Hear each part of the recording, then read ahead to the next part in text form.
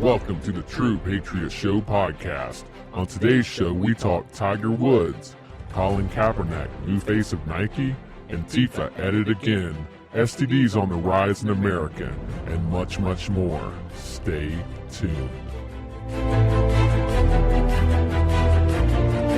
And now your host, Chad Freeman, Mr. Tut, and Sherry Freeman.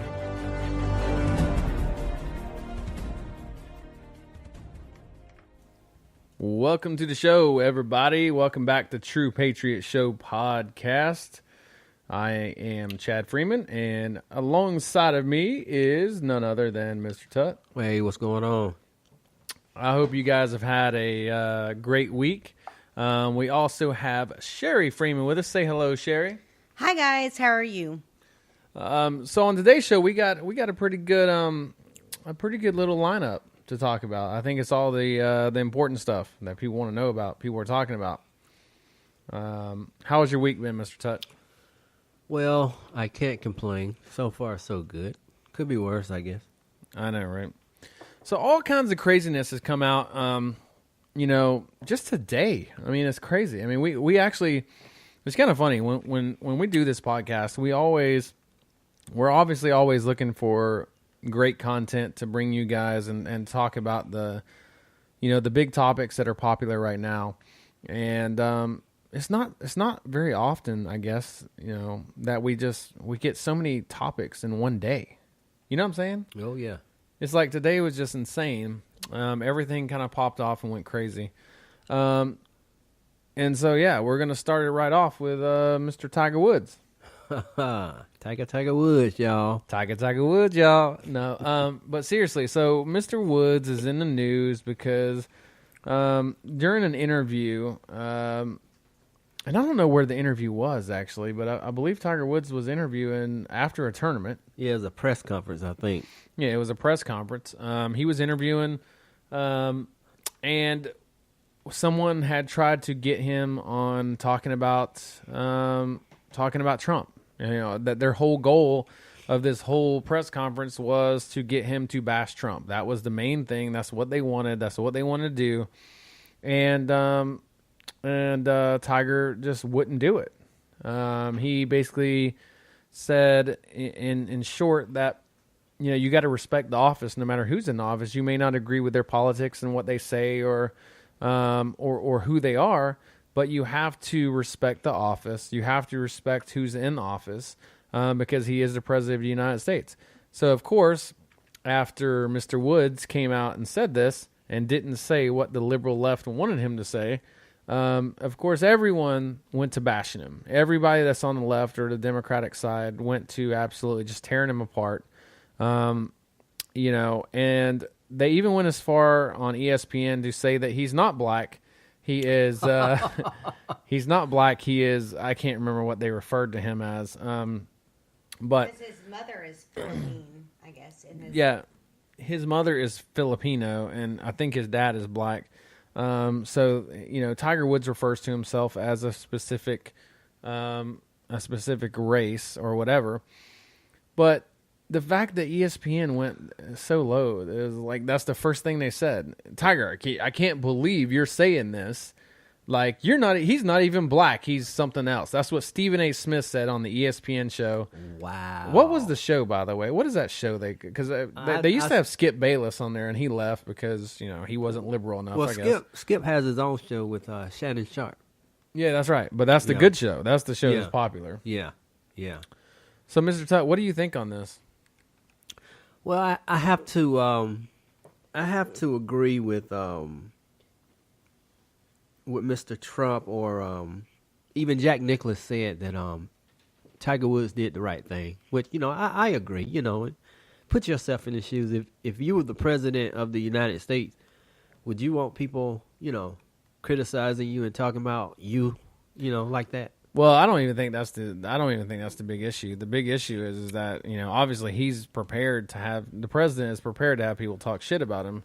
The issue, however, is that, it's the media that's trying to get our athletes involved in politics and political conversation. Right. And honestly, I think the vast majority of people in America today do not want their politics mixed with their sports. It's just they don't want it. Yeah, and you know, I mean, do you want to turn on a game and have politics? no. I mean, I don't. And, you know, Tiger's the most popular, you know, athlete or golfer in the world right now. Had he said anything negative about, you know, Trump, you know, it would have went viral. Oh, and exactly. And this is like my comment about like all of that. It's just funny that, you know, all these athletes before Trump was president, you know, they were all like, you know, they were cool to hang out with Trump, go play golf with him. You know, it was a cool thing. But as soon as he became president, Nick, and correct me if I'm wrong, but as soon as he became pregnant, it's a bad, I mean, not pregnant, a president, it's a bad thing. Like, I just don't, I don't get that. Like, you know, he was playing golf with Trump before he, you know, became president. And now that he's playing with him after his presidency, you know, he's catching crap for that. Yeah. Why is that?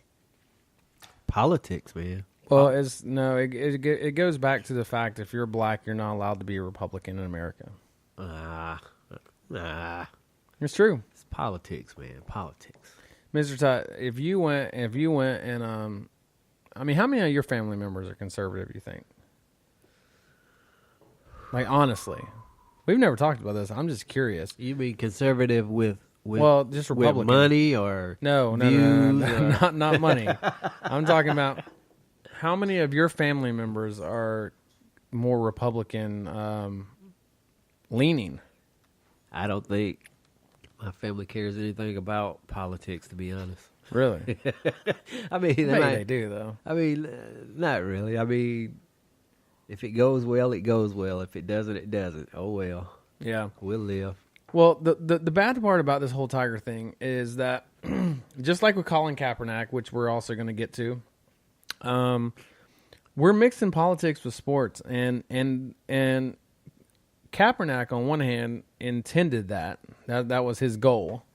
Tiger Woods wants to stay out of it, Right. You know, and Right. honestly, I think Tiger Woods' response to the whole thing was completely neutral. I don't think he came out in support of Trump, you know, 100%, and saying, I love Trump, he's my best friend, whatever. But I also don't think that he, I don't think it was the other way around either. I mean, I don't think he was bashing Trump at all. You know, keeping in mind, Tiger has played golf with President Trump for many years. They've been friends for a while.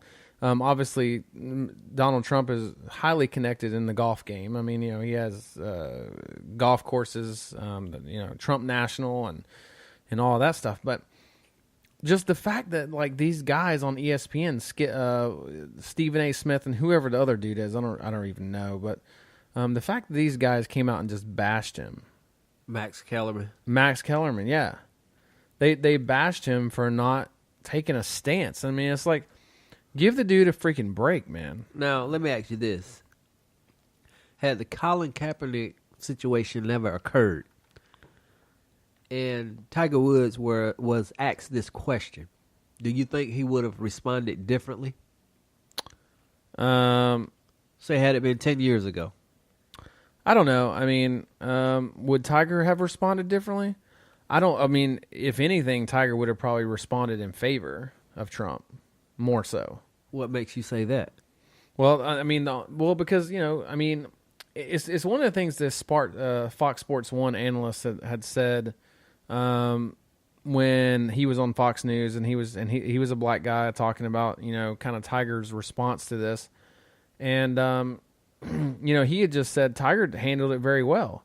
Tiger had every right to say that. You know, he's not going to get into politics. But one of the things, the reason I think he would have said it differently is because what the guy from Fox Sports 1 said is, if you ask anybody that has known Trump for a long time, that has been friends with him, has played golf with him, has done all these things with him, they have a different outlook than what the mainstream media wants you to believe Trump is. You know, they see this dude as a good guy, a friend, a confidant, in some cases, you know, a colleague. And Mr. Woods has been on record many times. Tiger has said many times. He said, you know, Trump's an awesome dude. He's a cool guy. He's a friend of mine, so on and so forth. So obviously they're not going to get him to bash Trump. That's a friend of Tiger's. Right. And but it goes back to the whole narrative that President Trump is a racist. That's bullshit. But I think that's what they wanted Tiger to say. They wanted Tiger to come out. They even baited him with those questions. They said, what do you feel about other athletes saying this and this and this? They wanted him to go along with, LeBron James and whoever else. They wanted him to buy into their race baiting is what they were doing, because Tiger's black. But then when it comes to ESPN, he's not black. So who knows? Well, just like I said earlier, Tiger is the most popular or most well-known athlete in the world. If you can get him on your side to bash Trump, then you're getting somewhere. Yeah, I agree with that. But the big thing is like, I don't know. It's just it's a crazy thing. It's sad that the world is coming to that, and it's sad that they're trying to bait our athletes into all that. I mean, it's insane.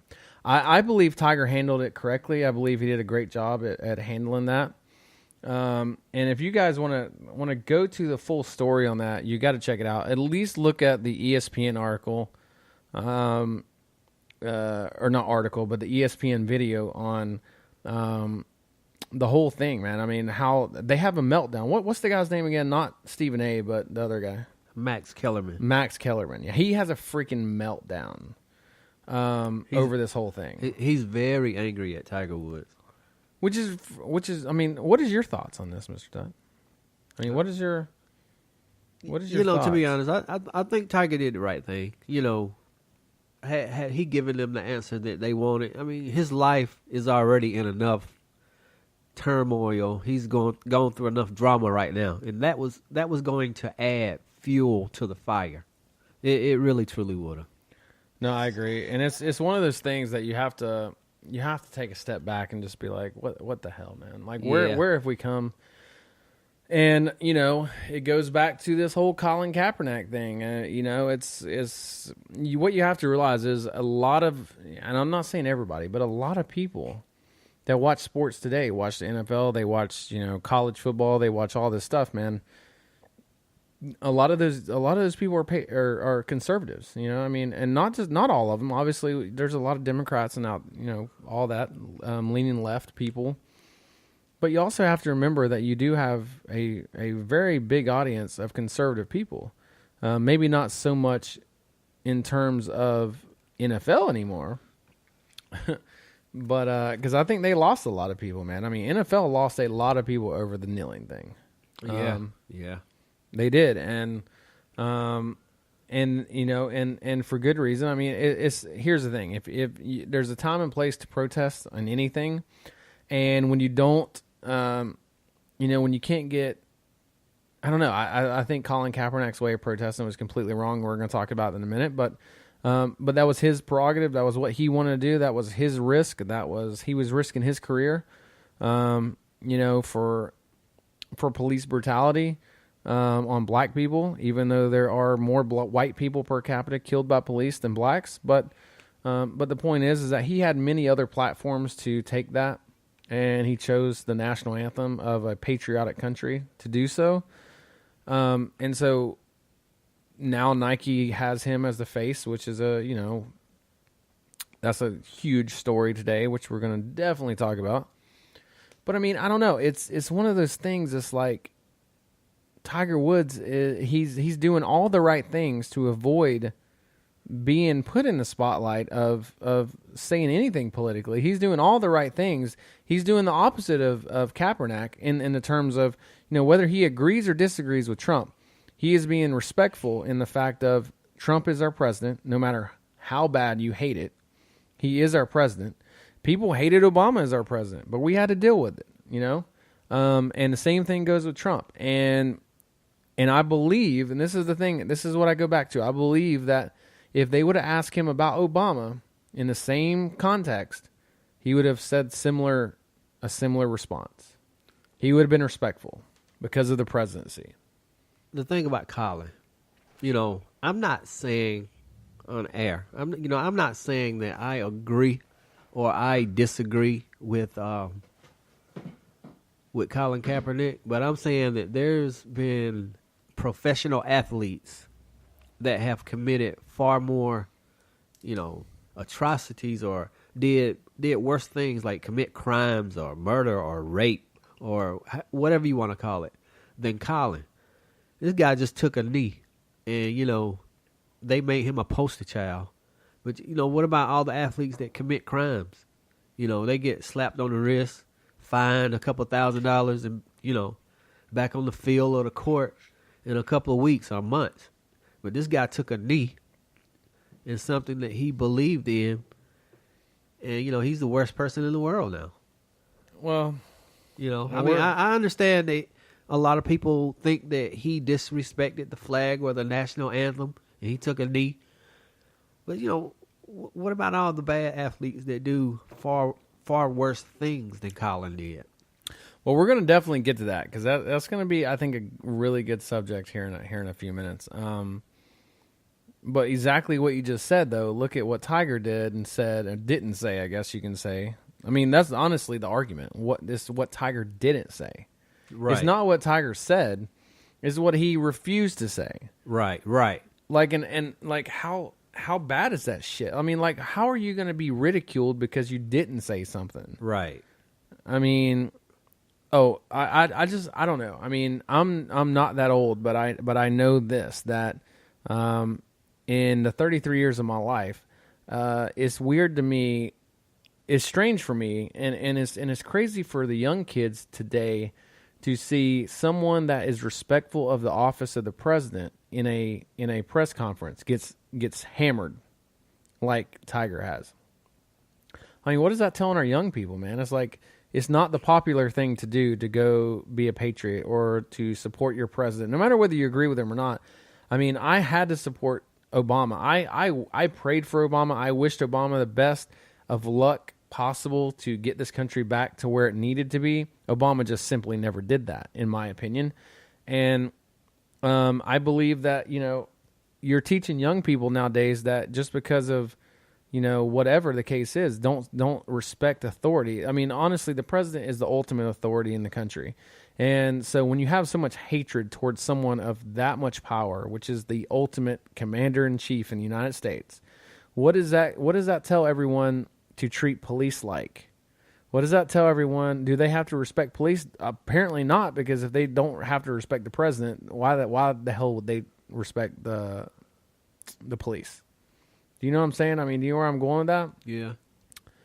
And in every household, man, it's bad because in today's age, it's like I said, man, there's kids that hate Trump nowadays. Yeah, little kids. Yeah, little kids that don't even know shit about anything that hate Trump. Oh yeah, and that's crazy to me. Yep.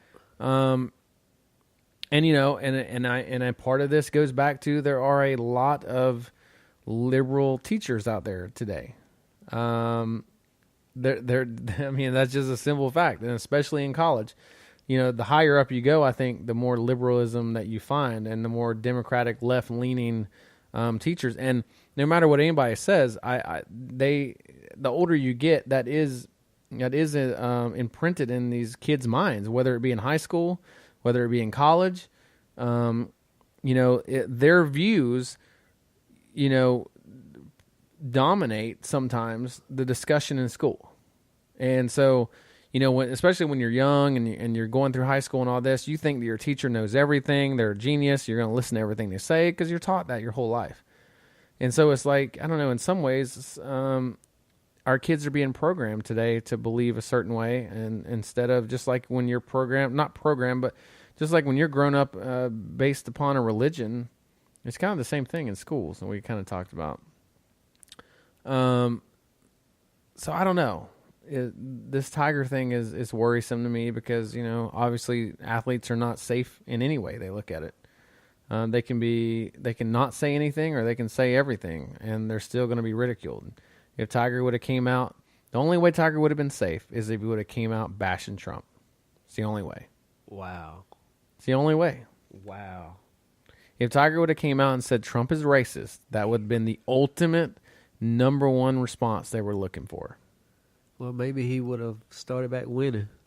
Yeah, but Who knows? he might start back winning now. No, he won't start back winning now. I promise you that.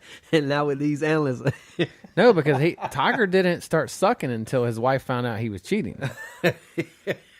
Like when his wife didn't know he was cheating, he was killing it on the golf course. And then once his wife found out, man, he fell all to hell. He fell apart. Oh, man. So I don't know, dude. Tiger- I don't know if that's the right. I don't know if that's true or not. Tiger can't even hit the ball now. Oh, God, I remember that day, man. One day I called Mr. Tutt and I was like, man, I was like, you hear about Tiger and all this shit? He's like, yeah, man. He's like, poor Tiger can't even hit the ball no more. I was like, that's true. He really can't. He cannot hit the ball anymore. But yeah, so what do you guys think? Let us know on the Tiger situation. Do you think he handled it correctly? Do you not? I mean, what else could he have said? Maybe the only other thing he might have been able to say, but I don't even think this would have worked. The only other thing he might have been able to say was, I'm not getting involved in politics. That's what I'm an I would athlete. have said. I'm not getting involved That's in it. what I would have said. I would have been like, look, it's not my place to criticize, the president. I'm not a politician, even though, I have the freedom of speech. It's not my place. Next question, please. Yeah, but you know what? Then they would have came out and said, Tiger refuses to bash Trump. And that's just all the more reason that he loves Trump. It would have been some crazy shit like that. So I don't know. Like I said, you guys let us know what you think about the Tiger situation. I think it's crazy. The fact that he's even having to deal with that, but it is what it is. So what we were talking about a few minutes ago, Mr. Tutt, is Mr. Kaepernick. Okay. So you were talking about Colin,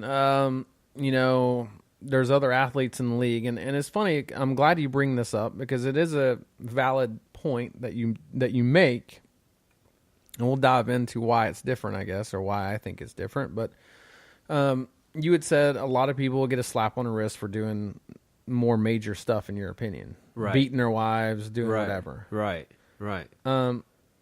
What was the one guy's name? Was he Baltimore? Or was it Ray Rice? No, it was Ray Lewis. Ray Lewis? Yeah, it was Ray Lewis. Oh, Ray Lewis. You're right. Yeah.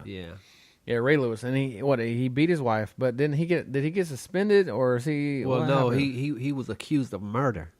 Oh yeah, I know. Yeah, I know him. Yeah, but what about Ray Rice? Ray Rice. Yeah. But he's no longer in the league. I don't. He never tried to come back after that. So I don't know. Maybe he was just through with it.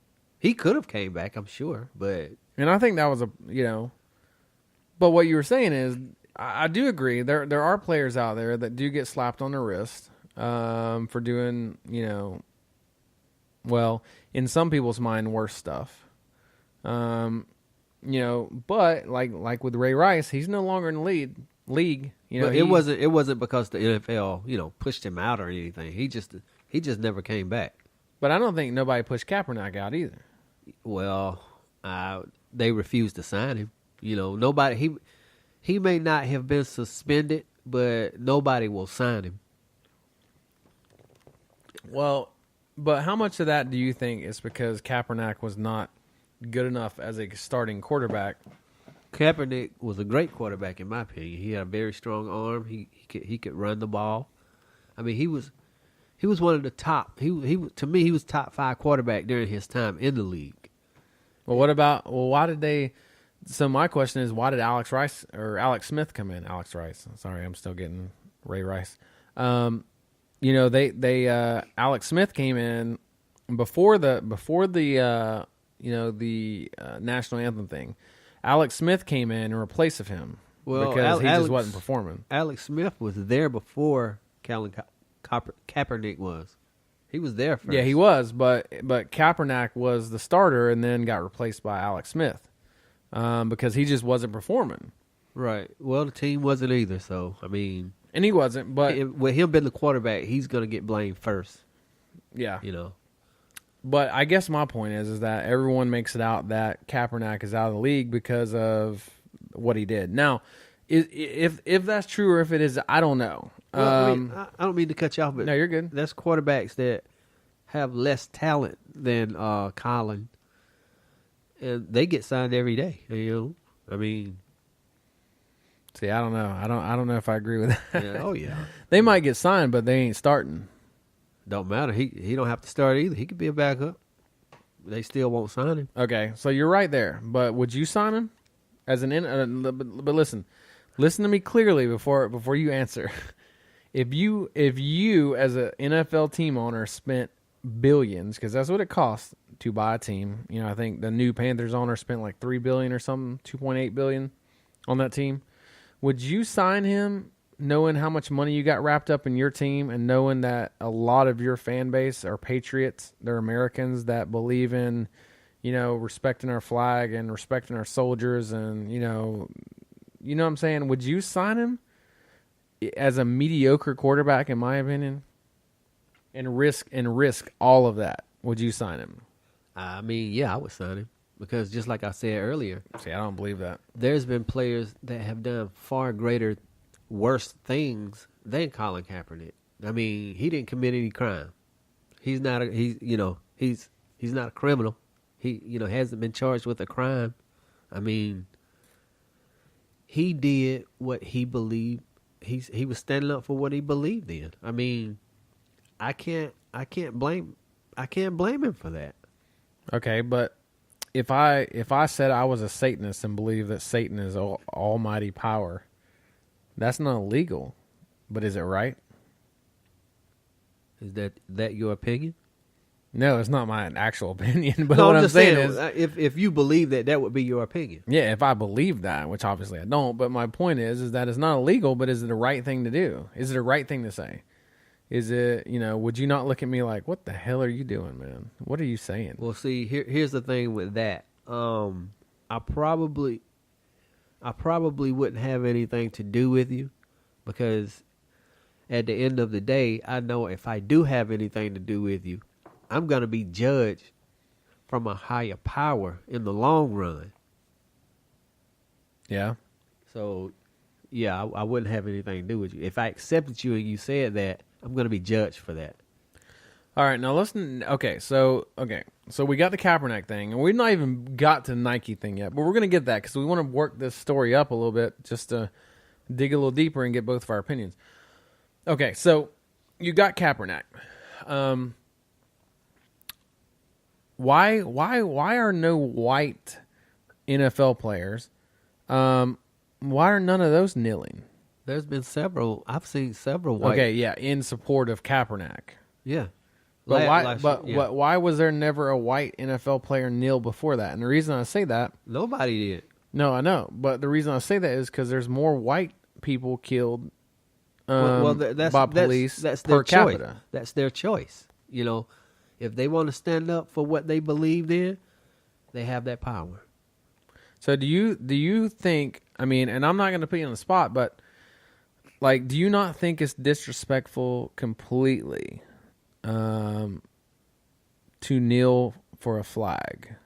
And maybe and part of what my opinion on the situation is, it's not just he kneeled for the national anthem, which is like, of all the places you could do something, don't do it at a national anthem. There's been so much blood under that flag and under, and people fighting for that flag. And,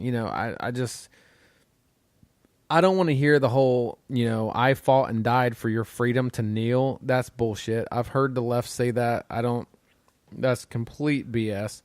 And the majority of veterans out there will agree with that. I know many veterans myself that won't even watch NFL now because of that. I mean, it's like I said that one episode, man. Sometimes that's the only thing that got them through when they were in the midst of war, or maybe they had somebody die or whatever, and they asked themselves, what the hell were they still in this war for? Why were they there? That flag, they looked down, the pride, the freedom, the patriotism that they felt. They're fighting for their country in a lot of ways. After everything's through, they're fighting for their flag. They're fighting for their country. They're what they're proud of. And so by kneeling for a flag, and keeping in mind, I don't think Colin Kaepernick kneeled in absolute, I don't think he actually gave a shit. about the black people that got killed by police. I don't think he did whatsoever. Oh, why? I just think it was a publicity stunt. I think he wanted attention. That's my opinion. I don't think he actually cared about black people being killed by police.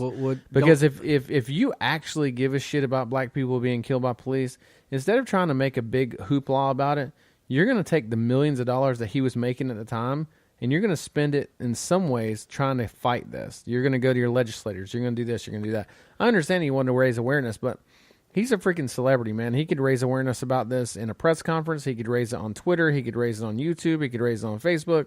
But there's so many ways. But to do it on national TV, he could do it millions without the flag. and millions of more people are watching that game and watching him protest than they would on social media. He could have delayed a game and just stood there in the middle of the freaking field, not played. I disagree when you said you don't think that he cared about black people being, brutalized by the police. Don't you know how much of a risk he knew he was taking by doing that? It's like his people probably told him, "You're gonna lose millions of dollars if you do this." He wouldn't have did that. I mean, I think he did it. He did it out of heart. He knew what the chance was of him losing money if he did that. Yeah, I mean, I don't know. I guess I just see it a little differently, but he's making money again. He's the new face of Nike. In my opinion, I feel like with this move, Nike came out in a strong statement to America where their stance was. I mean, I believe that's what Nike is saying, that they're having a stance in the whole thing. Right. I agree with Nike, mainly because... You agree with Nike doing this?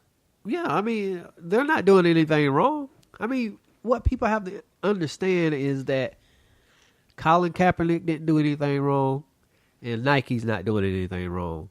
If this is not disagree. If this is not accepted, then they need to just throw the United States Constitution in the trash, because that's what gave him the right to do that, is the U.S. Constitution. He didn't write the U.S. Constitution.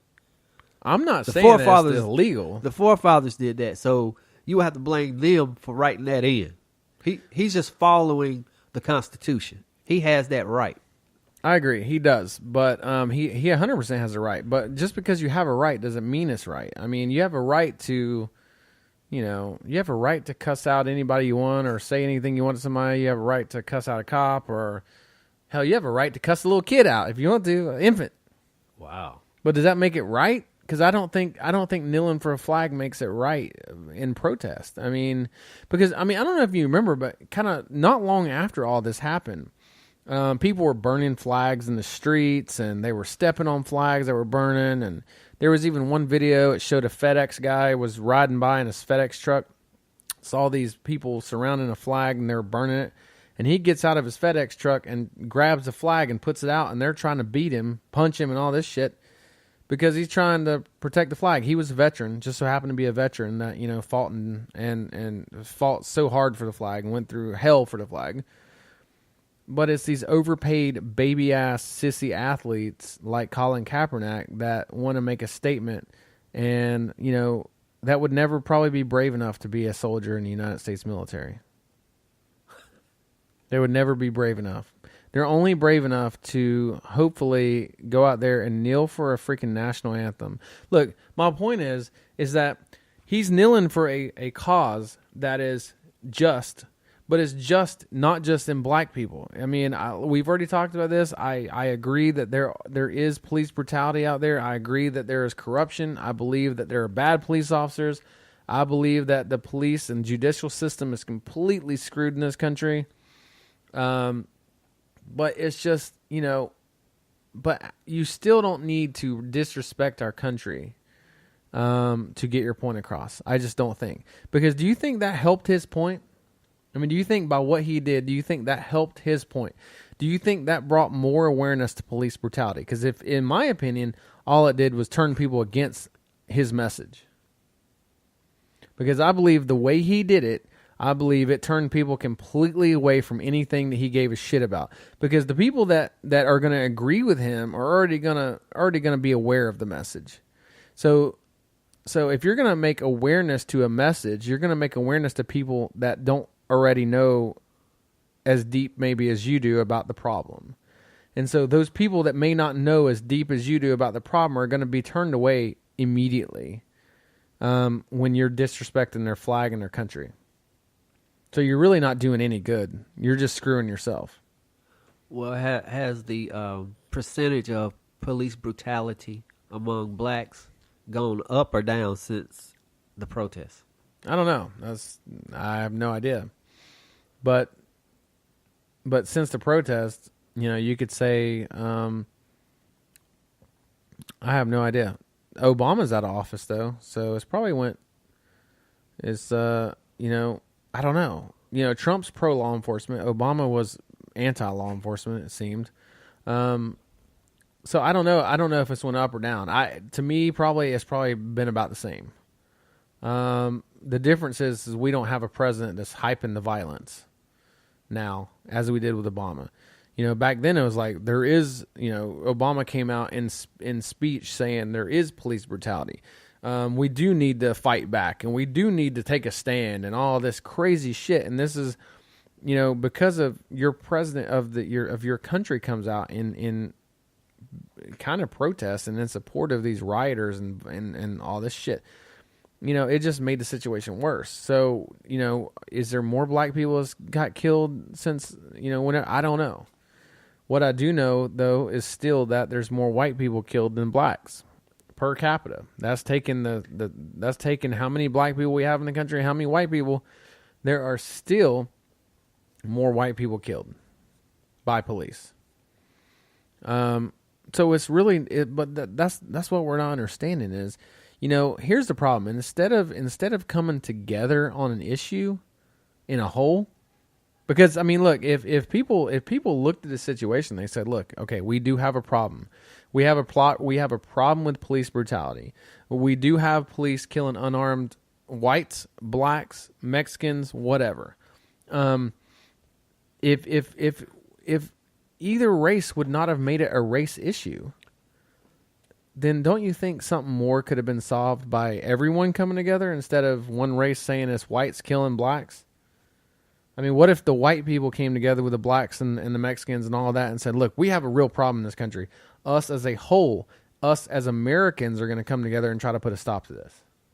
Yeah. But it didn't happen that way. It turned into a race thing. I have to bring this point up. There was a doctor that was at an airport. I don't know where he was at, what state he was in. The police was called on him, and the police grabbed him and threw him down to the floor. And you know what the first thing that came out of his mouth was? What? You're treating me like a black person. I was like, and who was this? Some doctor. It was at an airport. I don't know if it was Orlando. It was somewhere. You might could Google it and look it up. He treated me like a black person. Wow. And and like I said, I that goes back to the fact of, are there racist cops? Yeah, there are. Yeah. There's absolutely no question about that. But I don't think that situation had anything to do with a racist cop. Yeah, but the fact that he actually said he treated me like a black person is sad. Oh my God. But yeah, it goes back, like, we do have an issue with police brutality, I believe, in some we do, in a lot of communities. And do I believe that some black people are targeted? Yeah, I probably do. I'm not going to say I don't. I 100% believe that, there's no way possible that anybody can make 100% of police officers good and right and perfect. There's bad in anything and everything. There's bad doctors. There's bad police officers. There's bad teachers. There's bad freaking architects. There's bad, whatever. There's bad to anybody and anything. But, you can't lump everyone into a whole. That's like one doctor, like Dr. Kevorkian, if you remember that dude that killed all those killed all the people. That's like saying, well, doctors are killers. It's just not the case. But I also will say that there's so many of these police shootings that happen that the people bring it on them themselves. They 100% do. I mean, they bring it on themselves of why they're dead. I ran across a video on YouTube about police officers in other countries. It's all about how you're trained. I think it was Toronto or Germany. It was both of them, I think. They were handling a situation, and they had to draw their gun. Instead of shooting to kill, they shot the victim or the assailant or whoever. They shot him in the leg instead of, killing him. And it's... Can't do that, though. But just like, why not?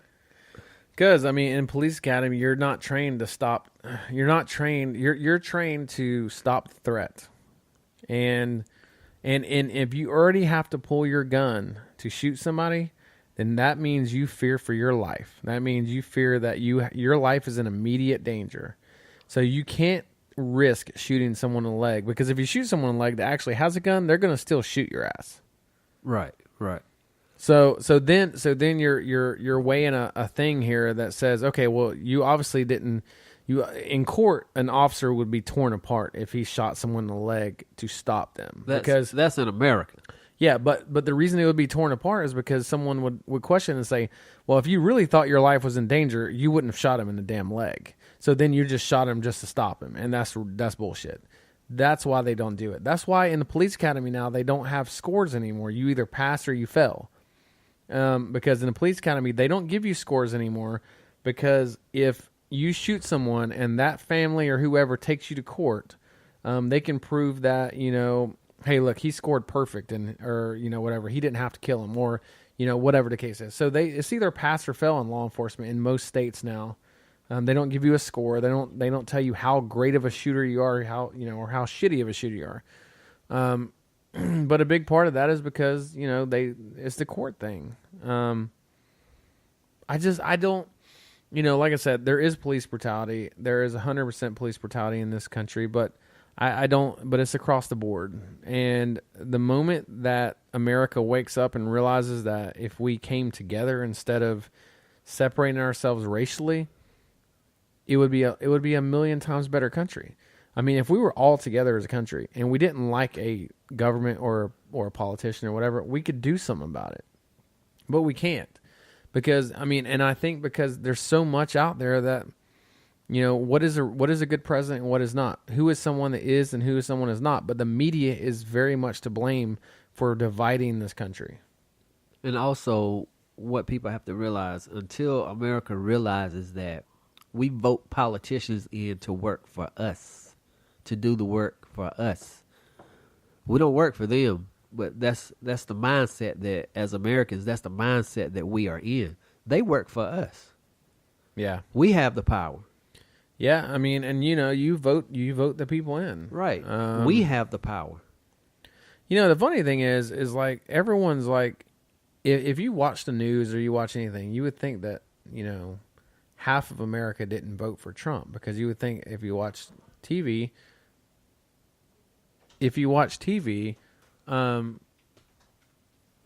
you would never think that. But I don't know. I mean, it's one of those things. It's like, that, with Trump being the way he is and being voted in or whatever, I don't know. You would think everyone hated him and no one voted for him, right? Right. You go watch MSNBC or CNN. See if you know of anybody that, like, you would think that no one in America, every time they refer to Trump, they're like, Americans have voted, or no, Americans believe Trump is absolutely racist. I'm like, well, how the hell did he become president then? Trump digs his own graves, man. He opens his mouth too much. He says things that he shouldn't say, and when he's criticized for it, he can't handle it. Well, he handles it. He fights back. No, he can't handle the criticism. That's Trump's biggest problem. He cannot handle the criticism. Well, what criticism? Because you got to think that most of everything that's said about Trump is bullshit and fake. Well, if it's fake, then he shouldn't take it so personal. Oh no, that's the very things I would take that. No, That's the very things I would be more aggressive on. You know, I mean, if someone was saying something that was true about me, I'd be like, damn, I can't really say anything because it's No, true. that's not how I am. If I know See, I'm not that like it's that. fake and it's not true, I'm not gonna sweat it. You No, know, I'm just gonna I'm be the like, opposite oh, of that. whatever. It ain't true anyway. I'm the opposite of that, man. If someone's saying some fake shit on me, I'm gonna say something. I'm gonna be pissed. That's gonna piss me off more than someone saying something true. Because if it's true, I can be like, you know what? Yep, they're right. Nah, I don't sweat the small stuff, man. Well, all I know is that it's a sad day because you know there's so much about Trump today that is just there's nothing you can turn on the media or on the news that is good about Trump, and the simple fact is, like I said, he's one of the best presidents we've ever had, hands down. He might be the best president we've ever had so far in this short time. I will go on record and say that. I just don't see it yet. I don't see what he has done so great. Well, I mean, Well, let's look talk at about, look at like, Jobs. What has he done that's great? Well, what has he done that's great? I mean, he's Yeah, I mean, he's created over 3.8 million jobs since the first day of him being in office. Jobs. Jobs is the most historic job increase in history of any president. It's the biggest rise it's the biggest fall in unemployment for black people. It's the biggest fall in unemployment for Mexican Americans. I mean, the jobs alone is one thing. As far as bringing businesses back to the United States, he has been. There's no other president that has touched what he's done in 4 years, let alone he's been in office not even 2 years. Yeah, he's pretty much said that whatever he's going to do, he's done. And I think about like my stocks right now. Like I've had stocks probably, Chad, 7-8 years. I started my stocks. Like I didn't know anything about them before then, but I started them, and my stocks are up like, I don't know, 150%. I'm not kidding. Like I look at it, I was like, shoot, I can be out of work for like 4 or 5 years. But one thing you have to be careful my about. Stocks are up. One thing you have to be careful about is that when the stock market is up, there's only one place for it to go, and that's Maybe. down. Maybe. Yeah, there's always a bubble, yeah, but Why are stocks up right now? well, it's up we're because prospering. they have been up since Trump's been in office. But let me touch on this, actually, because we've been talking about this, and I keep forgetting this.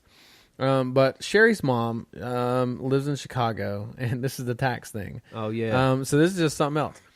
So it's kind of funny because Trump, when he was in campaign mode and he was out on the campaign trail, one of the big things that he always talked about was how he was going to make it fair for the rich people to pay the taxes that they should pay. And he was going to try to cut taxes for the lower and middle class. He was going to make it fair to where lower and middle class people could live. They could have they could live more so on a living wage than they were in Obama's years or previous.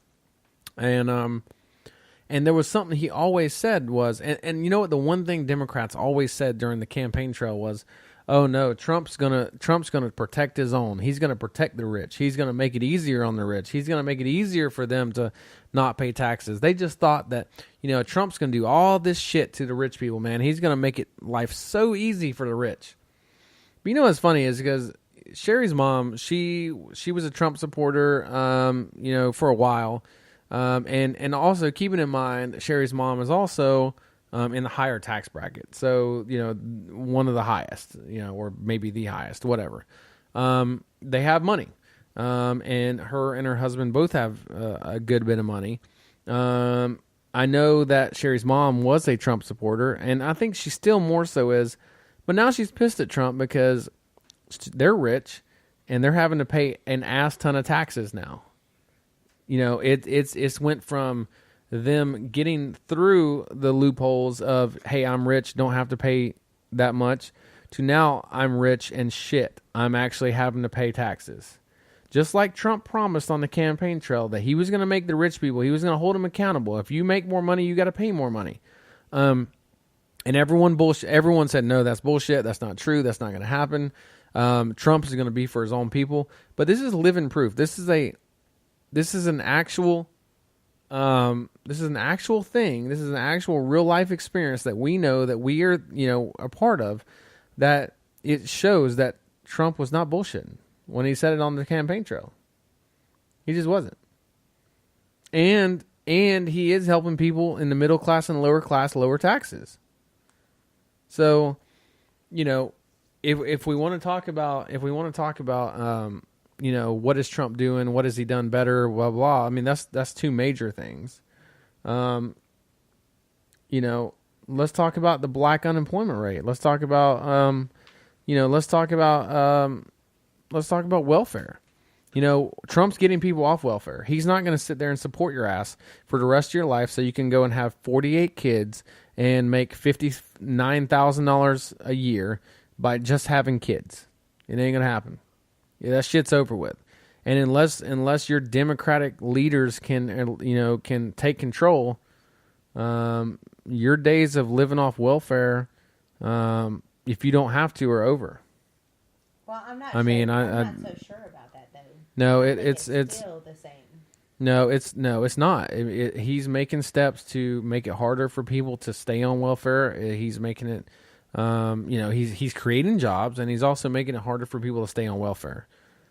So basically, he's working on the higher income and the lower income, where us middle people finally have a break.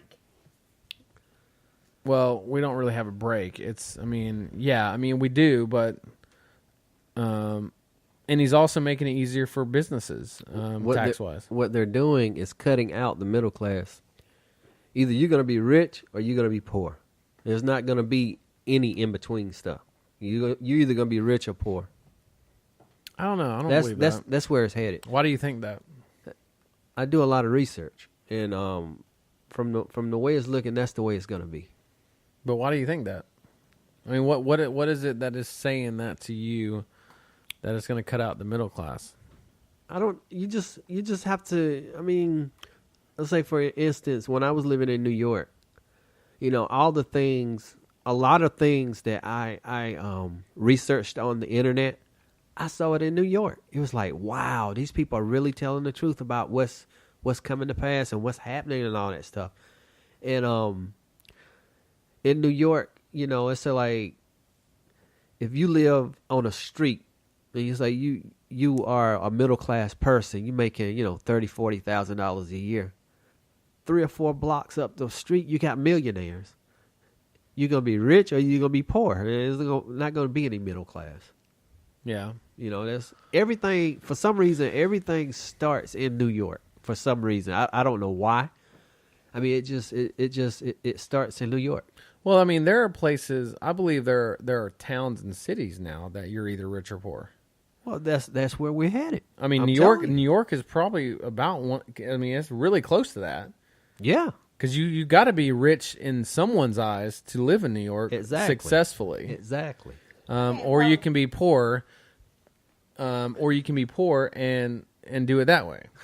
Wait a minute, though. I'm just thinking about our house taxes. And that kind of tells you where you are in the poor, rich, whatever. Because, you kind of tell by your taxes. How much you have to pay on your taxes. My mom has to pay thousands of dollars, whatever. So I got my house taxes in, or our house taxes in, a week ago. And it was I don't know, probably $20,000 more than what our property taxes were. So I felt like that was high. Our houses, where we live, I don't know if we not should 20,000. Yeah, it was probably about 20,000 more. Wow. What's 20,000 or more? No, our property taxes are not 20,000 more than what they used to be, because they've never been 20,000, but they were more. They're always like that. They're always higher than they should be. But yeah, but they keep going up, and I agree with that. And those are usually drive-by appraisals. But the point is that Trump is he's nailing it to the rich people, and I believe he's doing the right thing by doing that. I've always went back to the fact of, you know what? I think the best tax plan is a flat tax to where everybody pays a certain percentage. If it's 10%, Then you should be with Burger. no, but I that's the one thing I agree on that is like if you make 10 million, you're paying 10%. If you make 10,000, you're paying 10%. I think that's the fair way across the board to make taxes. Well, let me ask you this. Let's say like you guys live in this house. Let's say like if you bought some land, if you bought 3 acres of land and y'all had this house built on 3 acres of land, now would you have to pay taxes on the land and the house? Yeah, it's just it's the whole property. Yeah, The land and the house? it's the property value, so it doesn't matter. It's whatever your house is on and the land. So you paying for both? You paying? Yep. Wow, that's greed. That's greed. And the weird thing is like in the counties, people they can just they do what's called drive-by appraisals. To where they just drive by your house and they mark an appraisal number, and I guarantee you it's higher than your house is worth every single time. And the only reason they do that is because most people don't fight it. Right. Most people don't go and spend money every year, and it doesn't help though, Chad. Well, no, but most people, but the thing is, Sherry, if we had an appraiser come and actually appraise the house and send it to them, they can't fight it at that point. Yeah, but that costs money. It does cost money, and that's why they do it, because they know that most people are not going to spend the money for an appraiser. So yeah, I mean, I don't know, but we got way off topic here a little bit, but we went from Kaepernick to somehow taxes and Trump, but Well, I came in. but yeah, I mean, I just think it all boils down to, look, the Tiger or Kaepernick thing, keep politics out of sports. I mean, damn it, I want to be able to watch Monday Night Football, college football, Thursday Night Football, Sunday Night Football, Wednesday Night Football, Tuesday Night Football. I mean, it's like every night now. It's like, damn. It's like, hey, y'all going to have a party for Tuesday Night Football? No, we're going to have a party for Wednesday, Thursday, and Friday Night Football, though. But no, I mean, keep politics out of sports. Have you guys talked about Eminem's new song? No, we have not. We have not talked about Eminem's new song. But anyways, but yeah, keep politics out of sports. Keep it back to what it's, sports is sports and politics are politics. Let's keep it at that. Let's pretend like our athletes are on our side politics. How about that? What do you think? It is what it is, brother. But we're not on the same side, Chad, and that's the problem. And I know you're getting frustrated with me because I'm talking about what I want to talk about. So what is your point? My point is that some athletes want to kneel during the anthem, and to me, feel like it's disrespectful. But we're still not on the same side with that. Yeah, I get that. But at the end of the day, you gotta, you can do whatever you want to as an athlete, but you got to remember there are people paying your check, and if you think it's worth doing what you're doing, whatever your statement needs to be, if you think it's worth it for your paycheck, then go for it. I give you full props. And look, the final thing I'm gonna say on this, guys, is that I'm not gonna say that I don't agree with anything that Kaepernick stood for when he was trying to make a point of whatever. I mean, like I said, I think you guys all agree that there is police brutality, there is corruption in law enforcement. I agree with that. I believe someone should be doing something about it to raise awareness to it. I just personally believe the way he did it is not the correct way to do it. I believe that he hurt himself, even though Nike's got him on his side now. But I believe Nike will probably, depends on how hard the same people that got pissed off at him for kneeling in the flag, it depends on how hard those people go to boycott Nike. I think it depends on how hard it hurts Nike's bottom line, and how far it goes, of whether or not they'll be on Kaepernick's side in the end. Do you agree? Somewhat. I mean, I'm just saying, trust me, Nike ain't going to be on Kaepernick's side. See, Well, Nike right now thinks they're going to make more money by doing this. Is that what they're thinking? Yeah, that's what I think. I think Nike thinks they're going to bring more buyers than they're going to lose. Nike's just protesting. That's all. I don't think Nike's protesting. I think it's a business move. Yes. I think Nike thinks that they're going to bring more people to their brand than they're going to lose.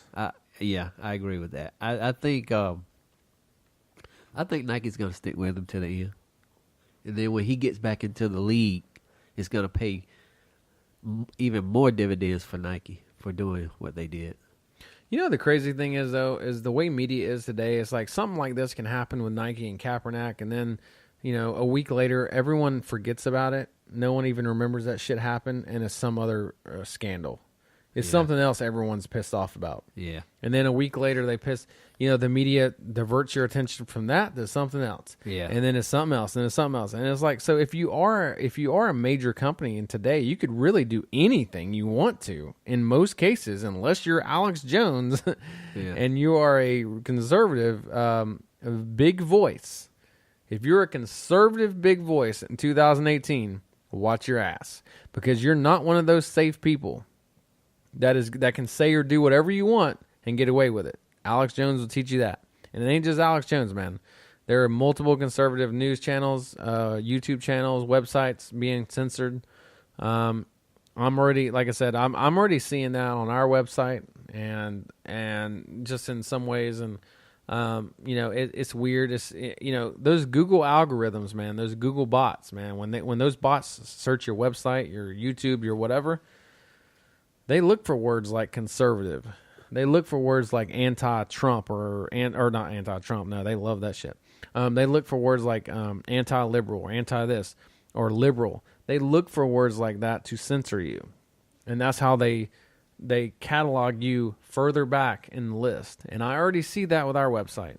And that's why I say, you know, guys, any support you guys can give us and sharing our stuff and whatever. And like I said, you hear Mr. Tut here. He's not completely, you know, black and white conservative. He has his own views on certain things. We disagree on certain things, but for the most part, I think our views are more in line with each other. But there are obviously things. There's no one conservative that I'm going to agree on everything with, and there's one, you know, there's things that I can agree with some liberals on. I mean, there are some things that I can agree with them on. You know, some of the police brutality like stuff. Marijuana, you agree? Well, yeah. I mean, I think that the marijuana thing, I agree with liberals on. It helps, like, the economy. Never mind. Well, yeah. I mean, it helps everything, but it's one of those things that, you know, marijuana and police brutality and all those things are something that I guess those are things I agree with the liberals on. What, the marijuana thing? Marijuana, yeah. I mean, the right to put in your body. Well, no. Let me rephrase that. I don't consider marijuana a drug. I don't personally consider it a drug. I think it has helped more people than it ever hurts. The police brutality thing, I think it is a fact across the board. And, you know, there's other stuff. I mean, there's definitely other stuff. But, you know, we'll see. I mean, you know, it's, the Kaepernick thing is a crazy thing. And I think at the end of the day, you have to separate sports and politics. I, without a doubt, think that. Kaepernick, even though he has his views and things that he believes, I think you got to do it the right way. I think Tiger Woods did it the right way, and he got scolded for it. So, you know, it is what it is. But we're going to take a quick break. We'll be back in about 8 minutes or so, and we will see you then.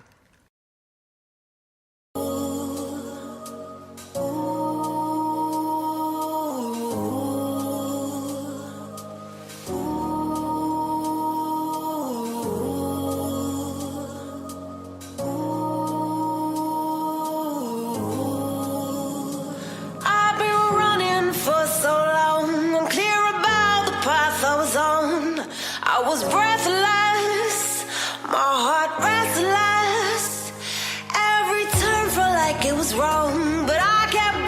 show I was strong, pushing to my own song.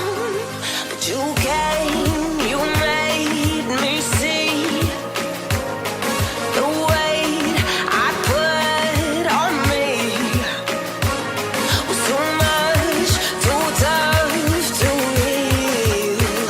I needed time, I needed to be still.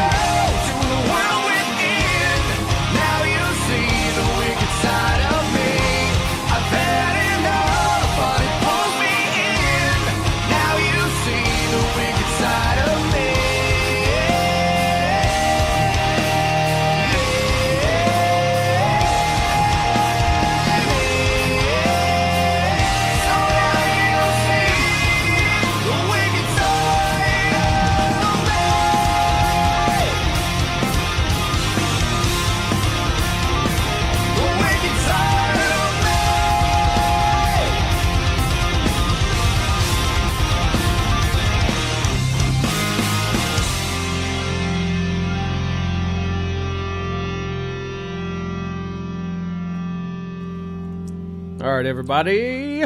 That was Cold Driven, the wicked side of me. Sorry, I'm not a radio DJ. But yeah, anyways, so yeah, I wanted to give you guys a little something slow and a little something awesome. I don't know.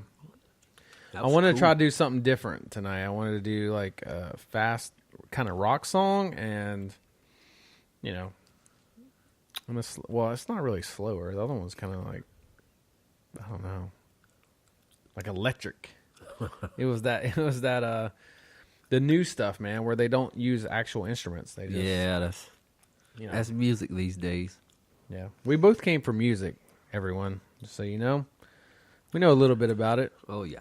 We knew enough to not ever make it. But that's the way it is, I guess. Yeah. Guys, I want to talk about Antifa. Not Queen Latifah. Antifa. Antifa. Antifa is at it again, guys. At it again.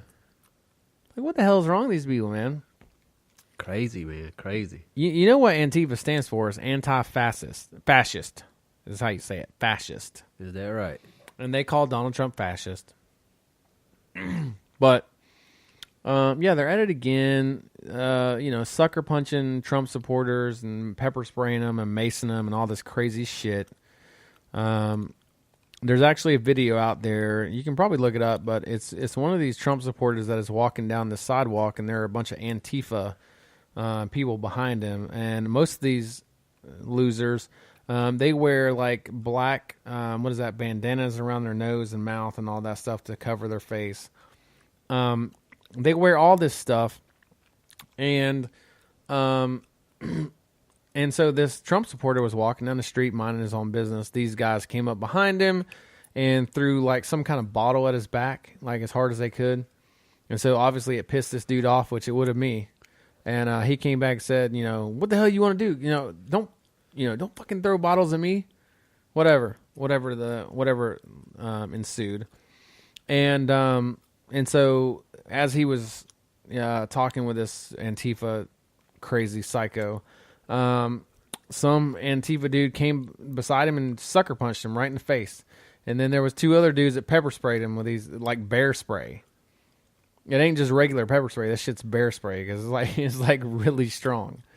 And so this is what's happening in America again. It's anything that they can find anybody that is in support of anything that has to do with conservatives, we're finding Antifa more and more now. And it's, Antifa, like I said, stands for anti-fascist.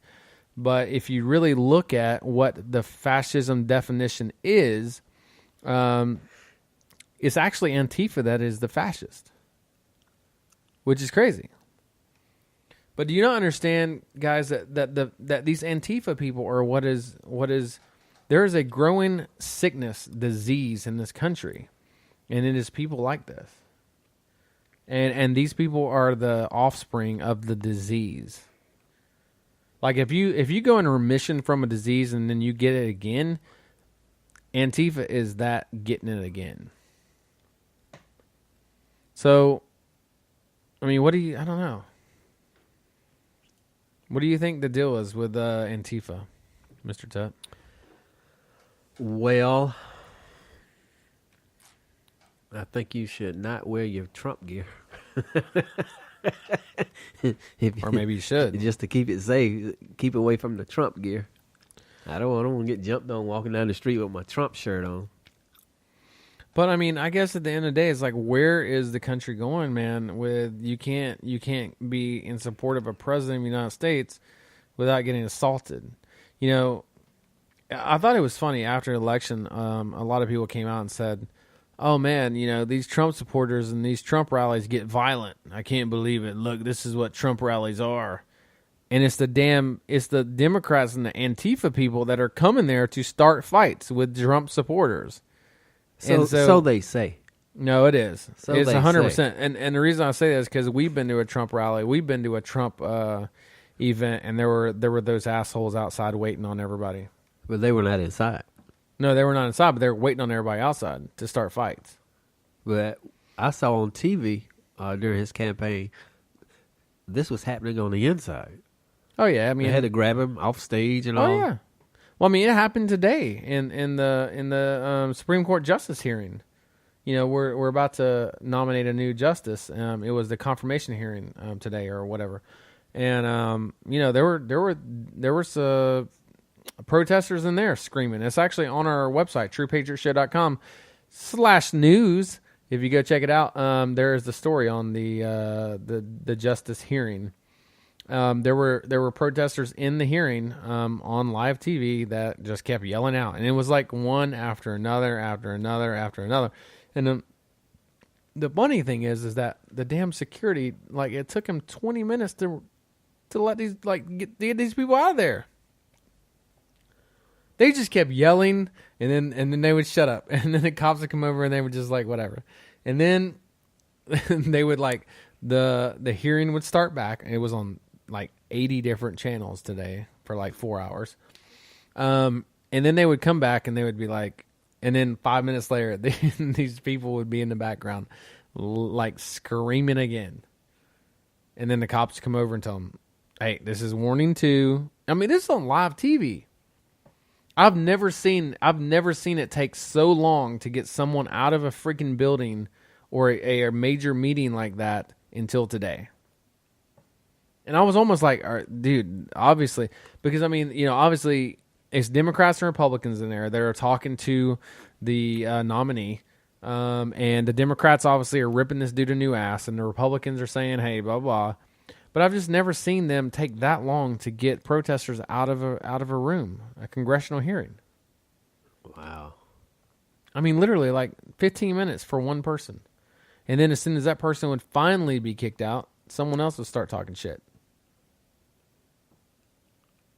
But I mean, it goes back to, you were talking about the protest shit. I mean, I know people don't believe me when I say this, but I'm just saying that this political climate and our society is not getting better. It's not. It's only going to get worse. What do you think's going to happen, though? War? War with what? War with everybody, or war Well, with other countries, or what? Both. Both. Really? It's going to be internal and external. All right. So, what do you see happening in the United States? In the United States alone, we'll get to everybody else in a minute. But what do you see happening in the U.S.? What I see happening, I think there's going to be a lot of internal wars, especially when they try to take our Second Amendment rights away. You know, people are not going to go for that, especially people in the South. You know, you got some diehard rifle, handgun fans in the South. You know, they're not going to go for that. And it's going to be civilians against military. Well, do you think it's going to be? Do you think that crazy shit's going to happen? You know, do you think it's going to be guns trying to be taken first? Because it seems like that shit's kind of dying off a little bit. They're letting it die off. So when they come back with it, it's going to be more trouble. So what do you think will happen first? Gun war, race war? Well, I don't think they can be combined. Well, they're gonna try to take the guns away, just in case, you know, the race war does break out. You know, it won't be a gun war. They're gonna try to take the guns first. You know, you have to take care of the big stuff first. Yeah. But, you know, I don't know, man. It's like something, you know, it's one of the things Alex Jones, I think, got banned for. I think Alex Jones was on to a lot of stuff. I think he was on to a lot of crazy shit that, you know, I mean, yes, there are probably some things that you probably listened to Alex Jones say or talk about that were just crazy off the wall. That you'd be like, there's no way in hell that would ever happen. But would it? I mean, is it true? I mean, there have been people say that Alex Jones has some really crazy inside people. Really crazy inside, like, I'm talking about, like, he has some inside knowledge people, contacts with the CIA. You know, Alex Jones had so much knowledge, you would almost think that he was a part of what they're doing, or he was one of them. Yeah, and I mean, yeah, you would think, but the only reason I would say that's not the case is because he's so against what, you know what I mean? Right, but how else would he be able to show an underground bunker or wherever they're planning to go when Did he ever go in the bunker though? I don't think he did. he went so far. He went so far. But man, it was just me I and don't you know. couldn't have got that close. No. One of the first videos I saw of Alex Jones, he was at Bohemian Grove, where they go worship the big owl or something like that. He was there, and he was interviewing some politician, and the politician didn't like what he was saying, and he refused to answer any questions. That's how I first got to know Alex Jones. And then, I start, looking at clips of his show and all that stuff. But Yep. he He said whatever the hell he thought. yeah. I'm not saying Alex Jones is one of them, but all the information and the knowledge that he has, it sort of makes you wonder if he's been paid, Well, one of the things Alex Jones often talked about, and a lot of people disagreed with, or at least is one of the reasons supposedly he was banned, was due to false flags. And what false flags means is something that's an organization develops in order to put your mind on one thing when something else is really either about to happen or going to happen. Does that make sense? So basically, he was saying that, like, okay, so one of the big things that was really bad was Sandy Hook. He said Sandy Hook was a false flag, or he had mentioned that it could be, or some shit, some things like this could be false flags. And, the weird thing is like, I mean, obviously kids died at Sandy Hook. The strange thing is there are many videos out there that, show some weird and crazy stuff. When it comes to Sandy Hook, and I'm not going to go deep into that because God Almighty, God forbid we get sued. Well, I think sometimes a false flag could be that it was a planned event. Yeah. I mean, it doesn't mean it didn't really actually happen. It could have been a false, a planned event. Yeah, but I think more so kind of what false flag is saying. It could be. That could definitely be a part of that for sure. But like false flag is something that happens in order to divert your attention away from something else. Right. Right. Or in order to divert your attention towards something. If that makes sense. Right. Yeah. Yeah. But either way, I'm not sure. So, but it's kind of, it's one of those weird things. It's like, Alex Jones got banned, man. He got banned for saying what he thought and believed and so on, or kind of had these opinions. It was conspiracy theories. 5 to 10 years ago, conspiracy theories were a fun thing for people to kind of think about, talk about, go read about, go listen to, go watch. Well, that goes back to the United States Constitution. If the United States Constitution was really true and legit, would he have been banned? It's freedom of speech. That's freedom of speech. But it goes, okay, but it's, it's like what we talked about earlier. Colin Kaepernick has freedom of speech, but that doesn't mean that he can do it in the NFL. Well, hey.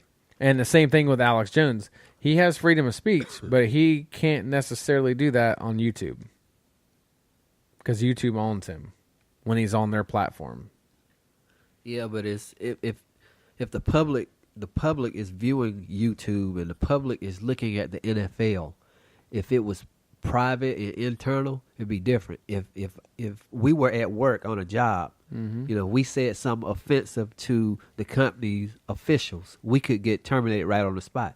But the public is not viewing that. So, the NFL is it's to the public. YouTube is to the public. I mean, if anything like that is to the public, man, it's a different circumstance. It is. But regardless, at the end of the day, they still own YouTube. It's like someone, like if me and you, like even, okay, for example, TruePatriotShow.com. That's our website. If someone comes on there and starts saying some crazy shit, I mean, honestly, if someone comes on TruePatriotShow.com and goes in and makes a profile and makes a little username and all this, and then they go in there and start posting satanic videos, they're probably going to get deleted. Freedom of speech or not. Right. I own the site, so Right. they're not doing it. YouTube has the same thing. The difference is when do you make YouTube a what they call utility or public utility, which in turn operates the same way as saying freedom of speech on a corner of a sidewalk because it is owned by the public, or it is not necessarily owned, but it is free use by the public. Right. That's the same. I don't. YouTube is still technically a private corporation. So Right. until anybody classifies them as a utility, or that's the whole reason the hearings were 2 months ago when they brought in Mark Zuckerberg and said we think we need to what do you call that? We need to be able to police you, basically. We need to be able to have government regulations. We need to regulate you. And he was all against that, man. He was like, nope, we don't need to be regulated. Nope, we're doing it in-house. We're doing a great job of it. But then the more that these senators started asking Mark Zuckerberg, hey, well, let me ask you something. How many of your employees are predominantly liberal? And, and he had to answer this shit pretty closely. So basically what it kind of came out to be was 90% of the people that work at YouTube are liberal, Democrat. And then they ask, well, how many of these people do you think are censoring, conservative channels or conservative this? Or sorry, this is not YouTube, but Facebook. Yeah, sorry. But how many people do you think are censoring conservative Facebooks? And this was they talked about Diamond and Silk being banned because they got blocked for being hate speech, is what they said, because they were speaking something conservative. And he came back and was like, well, no, we don't know what happened with that or whatever. But what I'm saying is they got him to the point where he, basically admitted that most of their staff was liberals probably.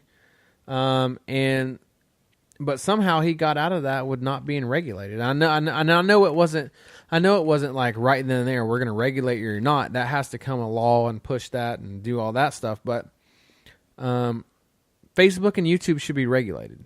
Well, I don't know if a lot of people are aware of this, but I guess it was about a year and a half ago that it was on the news that the internet has been turned over or is being controlled by the United Nations now. A lot of people didn't know that, and that might have something to do with all these people being banned. It could, but I don't know. I would think more so it'd be American liberals that would ban them than anybody. Alex Jones and if the United Nations is controlling the internet, then I don't think the liberals have too much to do with that. They might influence the UN, but yeah, United Nations is they control the internet now. that is true. It's just I don't know, man. It's weird because censorship exists, and the reason I say that, but I guess it all depends on like Trump for example, Trump and all them. Like Trump knows and his administration knows that Alex Jones is banned, and he knows not only is Alex Jones banned, he knows that there are other conservative YouTube and Facebook and all these other channels that get blacklisted, that gets banned, that gets censored, that gets all this. But even with all that, Trump has not intervened. He has not went in and stopped Facebook or shut them down or stopped YouTube and said, no, you're doing this. We're regulating you now. Could he do that? Yes. But what I do see is that he's not done that.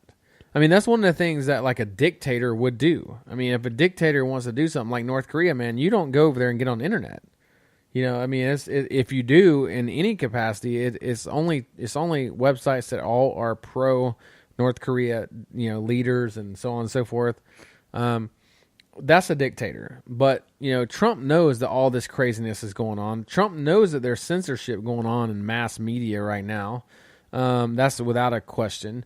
And yet he's not stepping in and doing anything. Just like I said earlier, he can't do anything about it. He can't, but he could. If the United Nations is controlling the internet, then that's out of Trump's hands. There's nothing he could do about that. Well, I feel like he could, but it's just like, I mean, yeah, that's if that's the case. But I feel like he still could do something. I feel like if a Democrat gets in 2020, and then a couple years down the road, I feel like a Democrat could go in and actually censor it. I think a Democrat would go in and actually take control of some kind of media outlet like YouTube or Facebook. Over, especially if. But the thing is, they wouldn't have to, because these companies are owned by a leftist, elitist Democrats. Facebook is, YouTube is, all these companies, Apple. So a Democrat don't have to do anything like that. It's all about the UN, bro. I'm trying to tell you that they controlling this stuff now. Since everybody is favoring, Well, would you consider a UN a one world government already? Yeah. I mean, if you really think about it, UN is really the world police in some way, even though they consider the United States that. But the UN, but what's the UN's opinion anymore? It's like if you go to war against the UN, no one, it's like, oh, well, whatever. We've done that before. Yeah, but they have to approve wars, don't they? Well, they're supposed to, but we've already disobeyed that shit with the Iraq War. I think they were against and all that. We were having a private conversation off of air about what was that we were talking about? About if the one world government does come in, we're going to be in trouble because of our beliefs. Oh yeah, they're going to come for us hard. Well, what do you think the belief would be? Well, I mean, but listen to me. Here's the thing. What I'm saying is, what do you think the one world government religion would be? And let me tell you why this connects in my mind. It just connected, and it's so strange. We were talking about this earlier, we were talking about it the other day. If you read the King James version of the Bible, and I believe heavily in the Bible, I believe that here's my beliefs. I don't necessarily think that every single thing that is said in the Bible or written in the Bible is 100% true. I think that, obviously Moses and Apostle Paul wrote the Bible. Through. You're right. Yeah, through the Spirit. You do say that, yeah. Well, some through the Spirit and some through actual encounters, right? Yeah, but mostly the Spirit. And then some other people that contributed. But my point is that if you believe in the Bible, then you believe that if you read the Revelations chapter of the Bible, you believe in the Bible that it says that there will be a one world government. There will be all these things that are kind of already happening, and it also says when Jesus' return, when he comes back, and when it's the second coming of Jesus Christ, and there it also says that you will have to take a mark of the beast. If you stay, if you are not ready to go with God or your spirit or whatever, when the second coming happens, you have to take the mark of the beast during the 7 years of tribulation. And the mark of the beast is obviously of Satan. And if the more you think about this and the more you hear about all this shit that's happening in America and all these other places, where they're trying to get rid of Christianity, they're trying to get rid of, think of the Arkansas statue. We talked about it in the first episode, right? It was the first. Think about the Arkansas statue, where somebody, which obviously was a Satanist, that came and demolished the freaking 10 Commandments statue, and instead they wanted to erect a satanic demon statue on the property. But it's that's what you're hearing more and more and more of.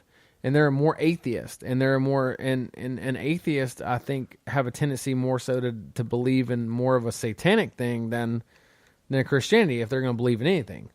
But think about it. Think about how things are kind of setting up from what the Bible says as far as the end of times, one world government, 7 years of tribulation, and then think about what is happening now, where Christians are getting scolded, and you're not supposed to have this in school, and this and this and this and that, and you got to take out God from everything, and we need to allow more satanic stuff.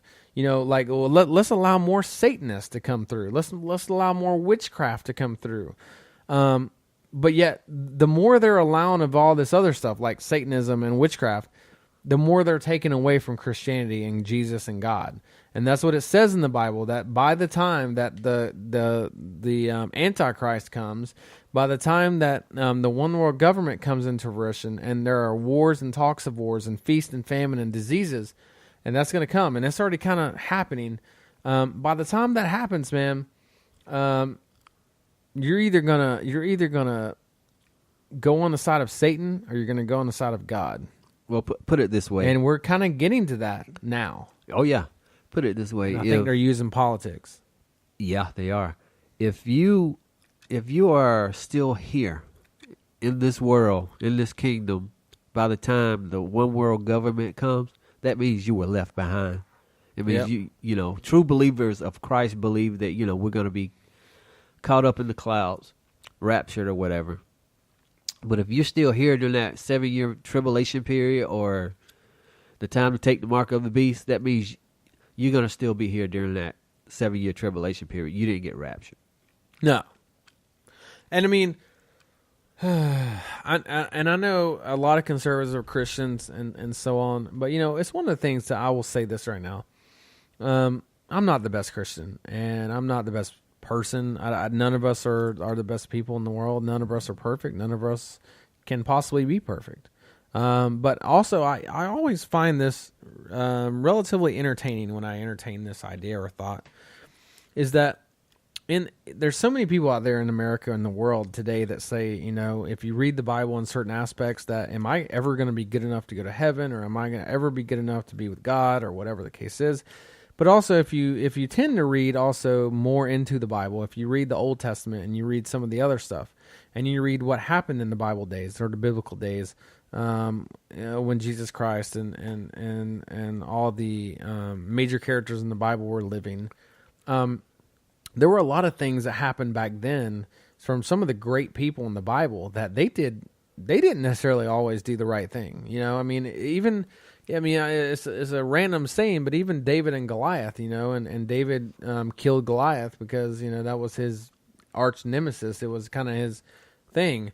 Was murder right? No, but, you know, at the same time, there were things in the Bible that people, even back in biblical days, were not perfect. But that didn't mean they were going to hell, and it didn't mean that, you know, any of that stuff.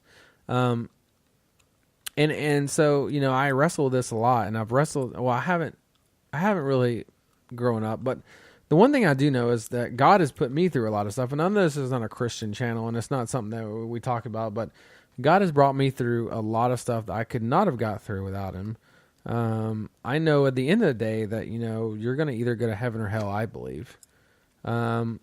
I believe you're going to heaven or hell. And, you know, do I believe that, you know, if you're a horrible person and you don't believe in God whatsoever, that you're going to hell? I mean, I don't know. If according to the Bible, kind of, I mean, that's kind of, but I don't know. I'm not God. I'm not a preacher. I'm not here to say what the Bible says and what is right and what isn't. All I do know is that I believe that there is God. I believe that when you die that you're going somewhere else, and I believe you're going to be judged. I believe that you're going to be judged before God. I do believe that. And I believe that you're either going to go to heaven or I do believe you're going to go to hell. And what I do see in America that has happened today, that is happening, that is so hard to just ignore, is that in the Bible, and I was brought up on the Bible. I know the Bible very well. And there's so many places in the Bible that says towards the end times and towards this and towards that, and towards the wars and the world just kind of shutting down, that there's going to be all these things that are happening now, that people are going to not want you to talk about God. They're not going to want you to have God in any public fashion.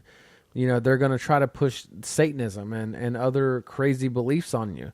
It's going to be wrong if you're a Christian. You're going to be persecuted.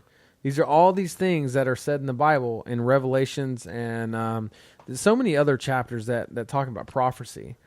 And prophecy is just the prediction of the future of when God is going to come back, or Jesus. And all those things, in my opinion, are happening.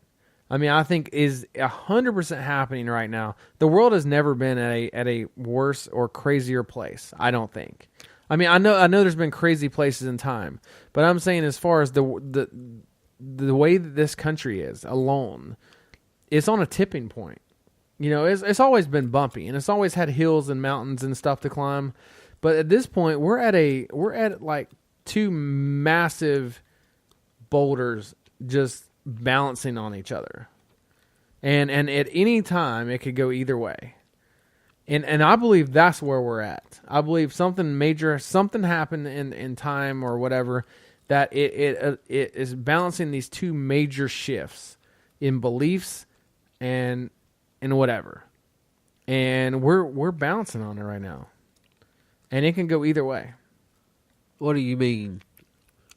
It could go either way. I mean, I'm just saying it could go either way. I mean, I feel like we're at such a, like, imagine the tension. Okay, let me. This is weird, but imagine you balance two massive boulders on each other, and you get them just to the point of where they're bouncing, right? So you got a major boulder on the bottom, and then you're going to stack another giant boulder, probably 8 feet tall, same as the bottom one, on top of the other one. And some big giant dude is going to come and balance them just long enough. He's going to balance them to where they're balancing on top of each other, right? You know, the rocks are balancing. Well, at that center point where that rock is balancing, the amount of pressure that is on that one point of balance is immense. And that's why eventually it breaks either way.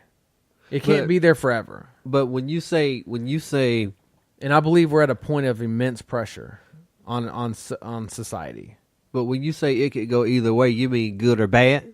Yeah. Well, okay. Yeah, I mean, that's a good question. Right. Because, I mean, it's a good question because I don't know. I mean, I know you want it to go good. Yeah, but I don't see how it can completely break good. Right. That's what I see. I Right. mean, but if you think about a balancing act of two giant boulders, there's nothing, no matter what happens, whether it breaks left or right, it's going to be violent. Right. Well, I mean, just like you said earlier, according to the Bible, this world or this kingdom that we live in is going to have to end. Yeah.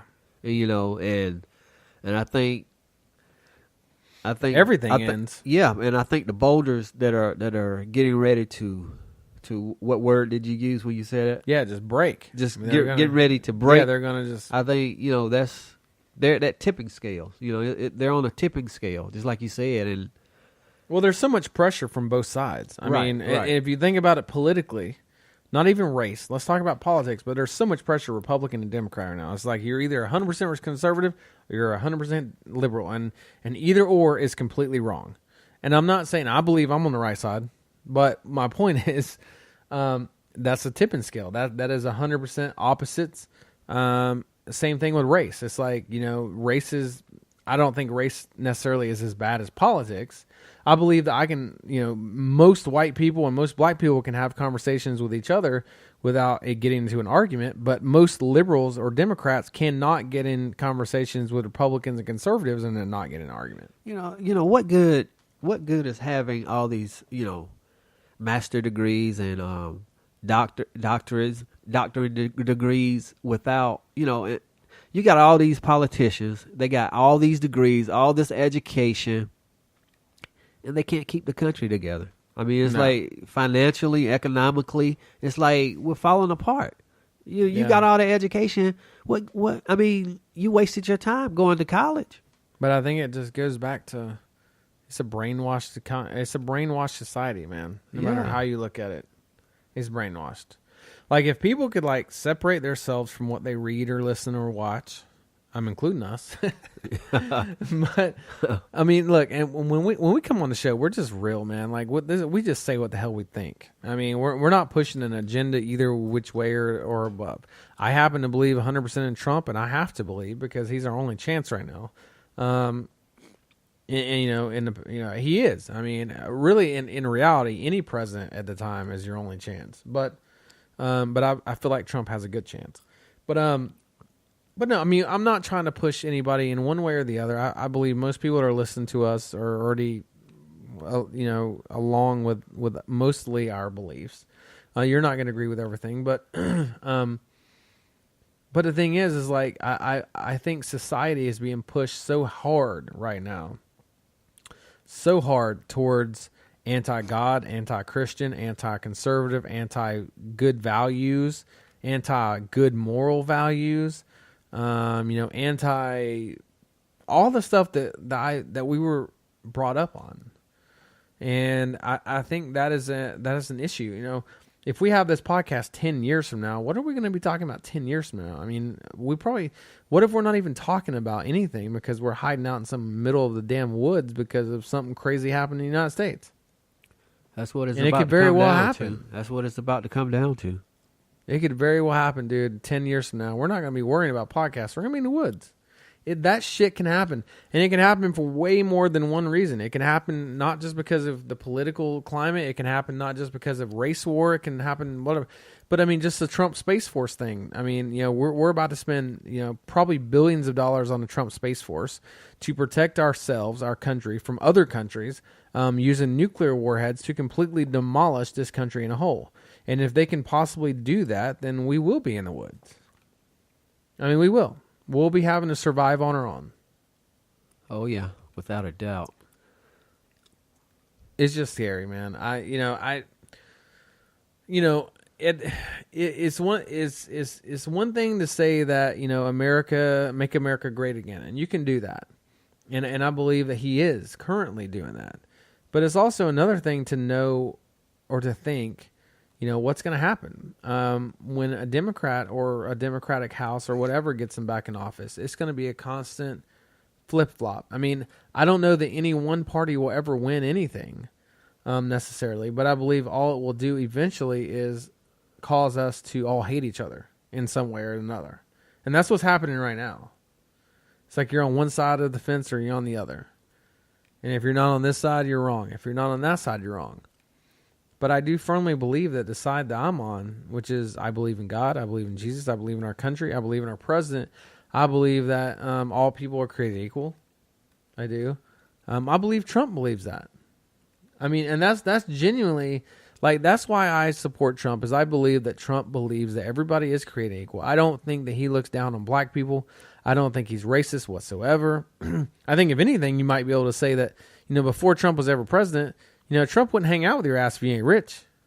So that's discrimination. Maybe he's discriminatory towards poor people when he was not president, because he did have friends like Tiger Woods and rich people. But that's the way it is in life every day, man. Like if you're poor, you don't typically hang out with the really rich people, and if you're really rich, you don't typically hang out with poor people. I know some people that make $50,000-$60,000 a year. They don't hang out with people that make $10,000 or $15,000 a year. Yeah. I mean, you're right. I mean, you're 100% right. I mean, that's just the way it is. But that's what I'm saying is but now he's racist all of a sudden, and he's not racist. You're just looking at him in a different light. You're looking at him as oh shit, now he's the president. Before he didn't hang out with nobody but rich people, but that's not the way he's obviously proven that's not the case. As we talked about earlier with Sherry's mom's taxes, and they're rich and they're getting nailed with taxes. So he's not trying to just help I mean, if anything, look, Trump has an ego. He does. He wants to be the best at everything. He's going to always believe he's the best. And I believe you have to be that way. I believe if you're somebody wanting to be somebody in this world, you have to believe you're the best at whatever you're doing. I do believe that. Because most of those really, most cocky, arrogant people you find at the top. That's why you always hear about them. I mean, honestly, if you think about it, it's like you always hear of these celebrities that are so cocky and arrogant. And people are like, I can't believe he's so cocky and arrogant. Well, guess what? That's how he got there. That's how he got to where he is because he was cocky and arrogant and asshole. I mean, honestly. And Trump's always been cocky and arrogant. That's why he is where he is. And he still is cocky and arrogant. So it's really hard for some rich man that was cocky and arrogant and fought his way to get where he was. And yes, he did get money in the beginning. But you can give anybody money in a business, but that doesn't mean anybody's going to be able to run it and keep it going and make more millions and millions and millions a year. Trump did, though. So you got to say that about him. He kept it going. He kept the millions coming. So I guess my point is that, it's not that Trump's racist. It's that he's always had more money than everybody else, except for rappers. And they used to he had more money than rappers, but rappers glorified him because he was a billionaire. Yeah. Yeah. And now it's like, oh, he's president. We got to hate him. Yeah.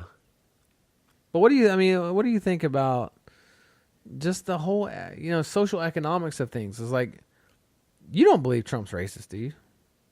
To be honest, it wouldn't be fair for me to answer that question because Nah, I don't. on, man. Well, no, I'm not saying that he is, but I'm just saying I don't know him personally to say that.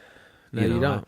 Just like if somebody didn't know me personally and you ask them, was I a racist? They're gonna say, I would want them to say, I don't know him personally, so I can't. Well, based answer on that. everything, okay, so you don't know him, but people are making judgments on him based on, based on what they've heard in the media and whatever. And based on what comes you've heard out in of the his media. mouth, what comes out of his mouth, shithole countries. I mean, the majority of the people that live in that country or those countries are Yeah, but black I people. don't think that's race. I don't think it's race. I think it's just the reality. right. But I mean, meaning like what he meant by that is, their shithole countries is in like their government is like don't give a shit about the people and they run the country like hell. Yeah, Even but though it that's- comes off wrong, but that's not the way Trump said it. You can assume that's what he meant, but that's not the way he said it, and that's why people took it the wrong way. yeah, I get that. I mean, I do understand those sides of everything. But it's just, I don't know. I guess it's just, I don't feel like he's racist whatsoever. Like, racist means you're against somebody because of color, which also means that you can't be friends with black people just because they're rich and they're black. Because Tiger's black, even though ESPN says he's not. But you know what I'm saying? I mean, he's friends with Tiger, and he's black. So, I mean, I'm just saying, it's like, if you're racist, you're racist. Like, if I'm racist against black people, I'm not sitting here with you. You know what I mean? I ain't doing it. Because that's just what I believe. Like, I have a problem with certain groups of people. KKK, Black Panthers for another. Well, I'll put it this way. Black Panthers, I think, started for good and then ended up just being, shit. Just like NAACP, I think, don't do anything good for black people, but anymore. I think it became political. There's a conspiracy going on about the NAACP, about who really started the NAACP. And they say that the KKK started the NAACP. I don't know how true that is, but What the hell? that's what they're saying. I mean, Well, what would the point of that be? I don't know. That's what they're saying. Well, it's kind of no. There's just no way. But yeah, the KKK is like, I have a racist. That's not racist because they're not really a race, but they kind of can be. But anybody that just hates all colors for no reason, they're fucking stupid. KKK's complete morons. And like I said, I don't think that the I don't think the Black Panthers or NAACP necessarily used to be violent or racist when it first started. I think there was a good cause for Black Panthers. I believe when it first started, they were the black empowerment and blah, blah. But it's just everything has become political nowadays. Yeah. Even STDs, which is our next topic. Is that our next topic? STDs in America? Could be. What's the deal with the STDs, Mr. Tutt? STDs are on the rise. Why? Because nobody uses condoms? Well, the use of condoms are on the decline, and I think the main reason people are starting to feel safe about having sex, mainly because they have these new HIV medicines, HIV and AIDS medications that prevent you from catching the virus, or it completely deletes the virus out of your system, out of your blood, as long as you continue to take the medications. Yeah. And I think education on STDs are not like they used to be, because back in the day, people were so afraid of catching HIV and AIDS that the use of condoms were very high. The sales of condoms were out of the roof. And now that these new medications are coming about, people are feeling safe now. It's just like people have just forgotten about gonorrhea, syphilis, and chlamydia. I think last year that was like 2.3 million cases nationwide of those three STDs: gonorrhea, syphilis, and chlamydia. And even though you can go to the doctor or the health department and just get a shot of penicillin and be cured, if you don't do anything about it, you could die from these diseases in the long run. Because I know that chlamydia may not show any signs in your, in your health, or it may not even show up on a test in some cases. So, you still have to be aware of these. But it's crazy to me, man. It's like, I mean, it's absolutely no surprise to me STDs are on the rise. It's no surprise? No, it's Why? not a surprise at all. It's a surprise to me. Because, I mean, it's just like pop culture and everything that it is what it is today. I don't know, man. It's like nobody uses condoms in movies, shows. You don't ever see that dictated or depicted. The way pop culture is nowadays, it's like sex is a vibrant and awesome and cool thing to do. It's a cool thing to do, regardless of marriage or not, and regardless of this or that, regardless if you even know somebody. It's like they almost make it cool to just go and hook up nowadays. Well, it's the hookup cool thing to do. It has a lot to do with, I'm not a pervert or anything. If you've ever seen an X-rated film, they don't use condoms. They don't really use condoms in those films either. So, and there's millions and millions of people that watch X-rated films. It's like the third leading moneymaker in America behind drugs, oil, and then there's porn. And wow. Porn stars don't use them either. All the young people that watch that, they were like, "Oh, I want to be like the porn stars," and they try to be like the porn stars and end up paying the price for it. Yeah. Well, and that's oh God, but that's what I'm saying. It's like and it goes back to, things are different nowadays. I mean, when you take religion and all this other stuff out of schools and wherever else, and it's like not the right thing to do, there's a moral standard you have as a Christian and as all this stuff that you just don't do shit like people are doing today. I've always thought it's like you shouldn't call a girl that is promiscuous or goes out and has sex with other people or whatever a whore, and you can't call a guy a whore. Yeah, I think it's the same thing. Like if you're going out and sleeping with everybody as a dude or a girl, it's the same thing. Like you're just as bad either way. It don't matter if you're a guy or a girl. I disagree with that.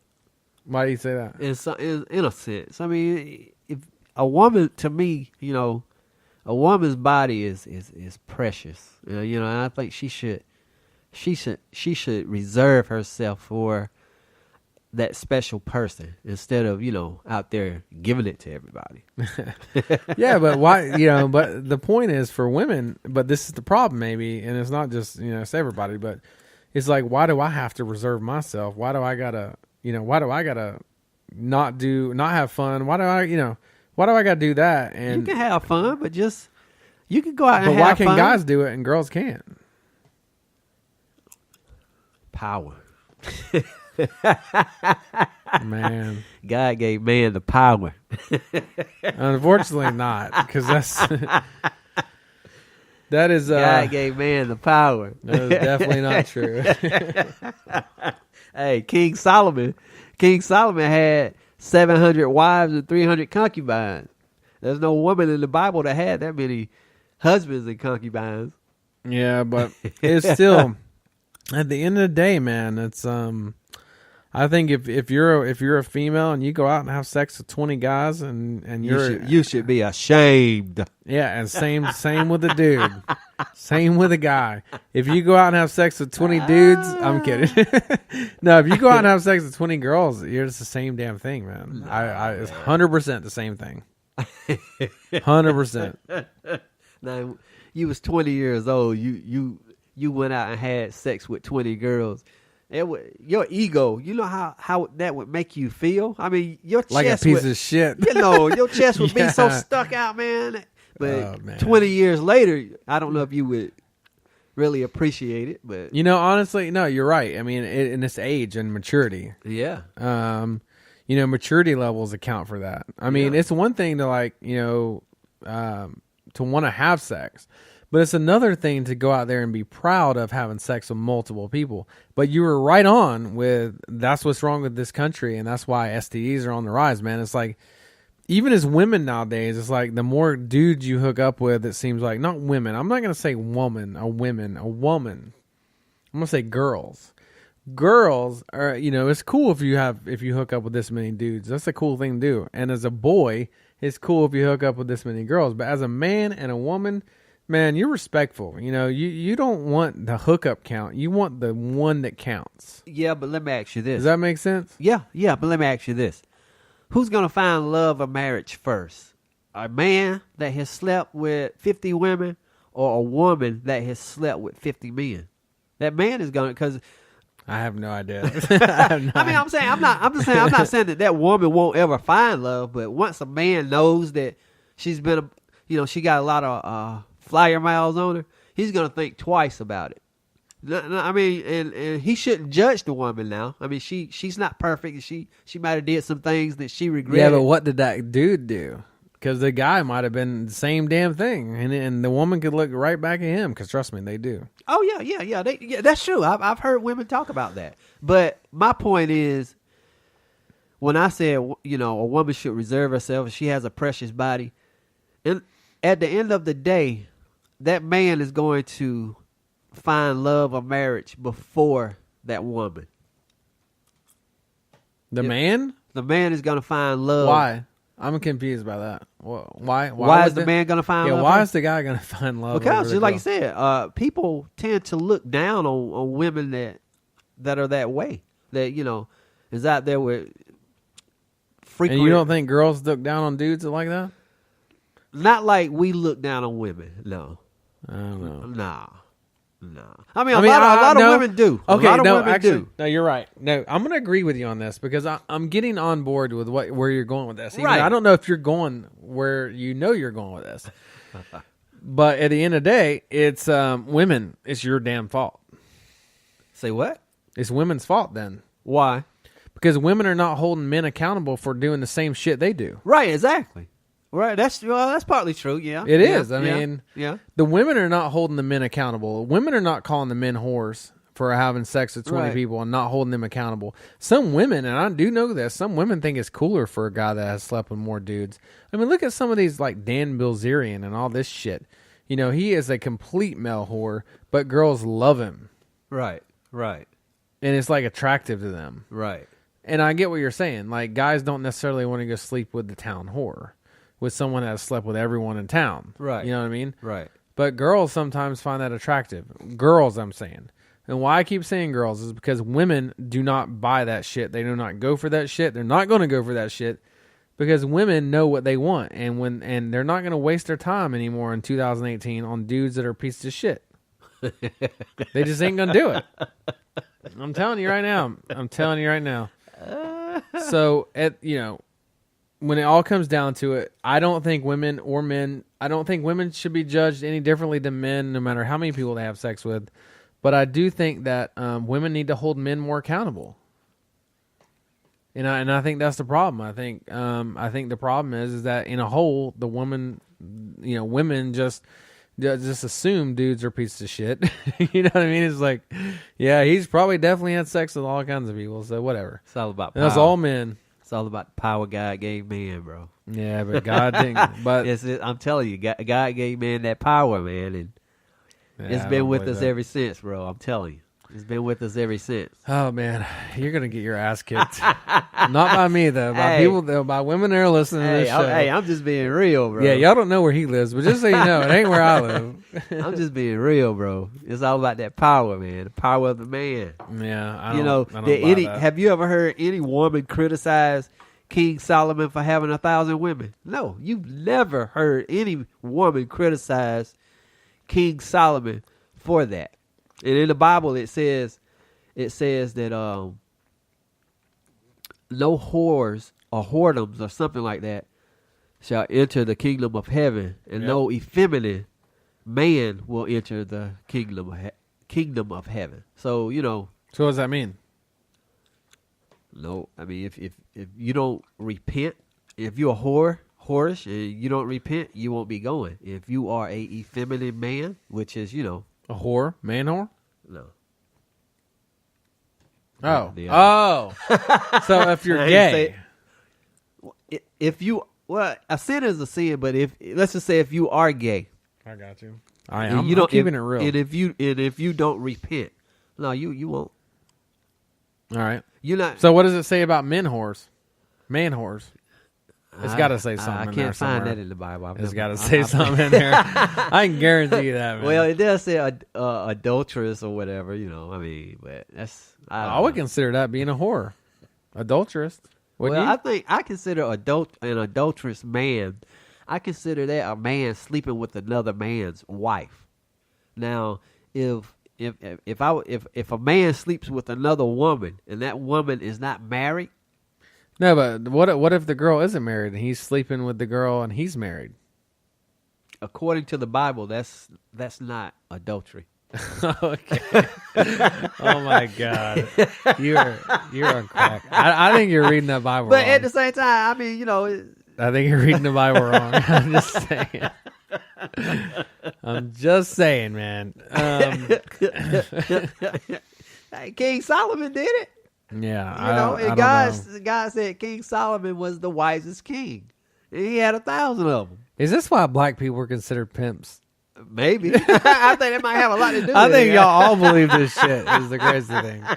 I'm just playing, but it is kind of funny.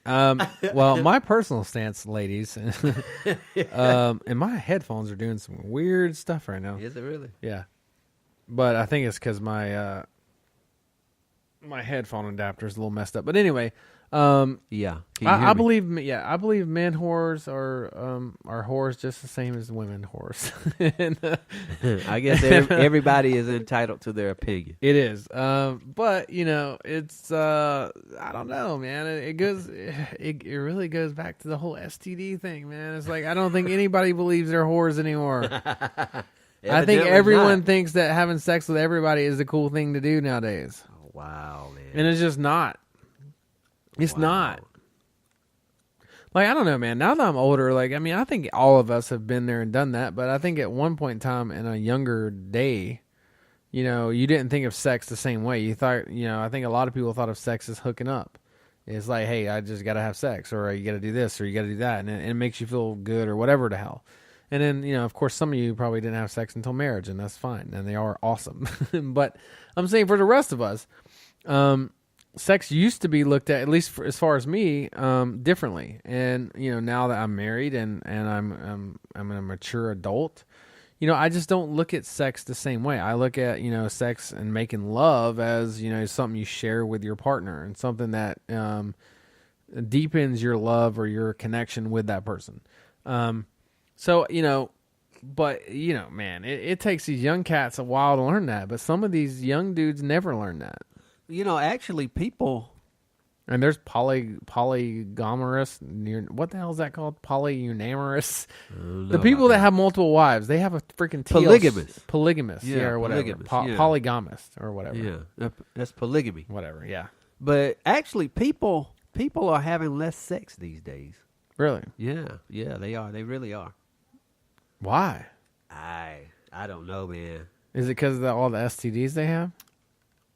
No, married people. I'm talking about married people. Yeah, You think it's maybe because of the demand of work and everyday life? it has a lot to do with it. People stress. Or do you think it's because relationships are not what they used to be? a little bit of both? A little bit of both. Like people, the 50s. People are getting married these days for the wrong reasons. A lot of the wrong reasons. Yeah. And then after a year, 2-3 years of marriage, they're like, it's whatever. Well, it's if you ever watched the Andy Griffith show, you would know that back when Andy or not Andy, well either of them, Andy or Barney was going to take some girl on a date.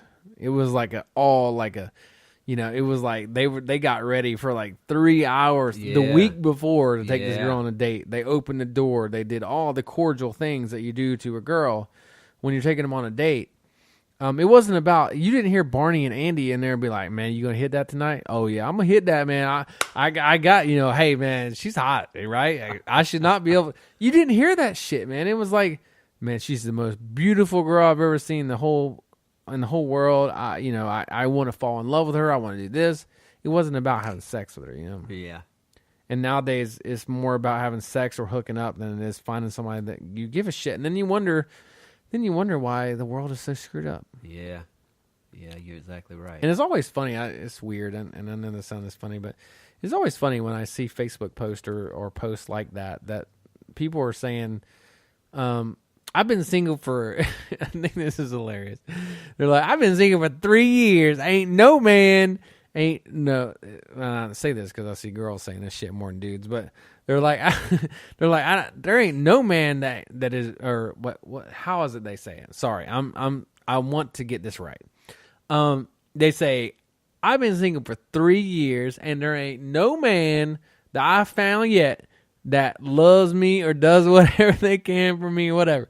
And I'm sitting there like, man, like, and then some of the ones is like, I ain't ever been married. I'm 41 years old. I'm waiting for the right dude.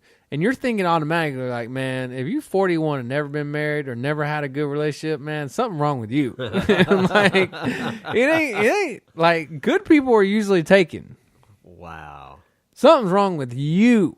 Wow. Maybe. Sorry for all the single people out there in your 40-something years old. Mr. Tut, I'm sorry, man. Or maybe 26, man. Yeah, I know. I didn't say it. But I mean, no, seriously, like, it's like people that say that stuff, I'm always like, man, maybe is it you possibly? I don't think it's just worth being in a relationship these days, man. I mean, the demands of a relationship. But you've been scolded before, Yeah, It's like, yeah. So you have a different outlook on it. Yeah, To yeah, you, you're right, it probably you're right. is not worth it. Yeah, you're right about that. You're right And I've been about that. scolded, I mean, You're I right. think no matter who you get with, you're going to be scolded, even if you love them to death, even if Yeah. you love them to end the world. Yeah, But it's who's going to be worth putting up with that shit for. yeah. I mean, I would absolutely love to be married. I really would, because I've always said, I've seen a lot of marriages fall apart, and I'm like, I want my whole entire marriage to be like the first 6 months of your marriage. You know what I'm saying? That can happen. The first 6 months of your marriage, you're so in love, you're newlyweds, you still holding hands and going out, doing things together. You know what you should do then? When you get married, you should fight for the whole first year, because all it can do is get better. That's if somebody don't die. Yeah, that could happen. I'm not going to argue with my wife. I mean, we might have disagreements, but I mean, just like you said, because I've been through all that before.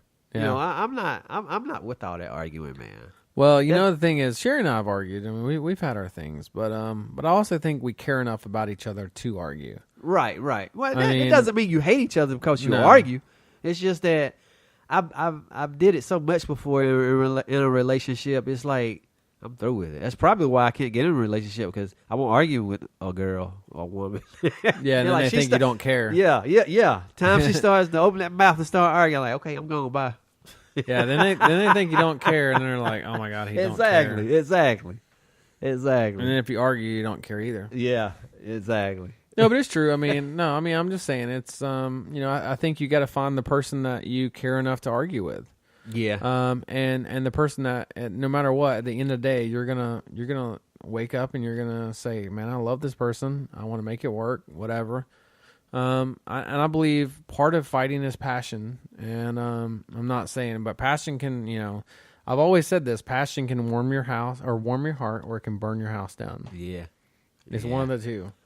And there's a lot of times in most marriages, there's either or. There's passion or there's not at all. But, some people consider happily married for 40 years, and they've been on the other end of the spectrum, not passionate. They've just been partners. They've been roommates. Yeah. For 40 years. Yeah. And they're happy with being roommates, but that's not necessarily passion or love or, whatever. Well, whether they know it or not, they are married. And Yeah. According to the Bible, once you sleep with a woman, God considers you married. Interesting.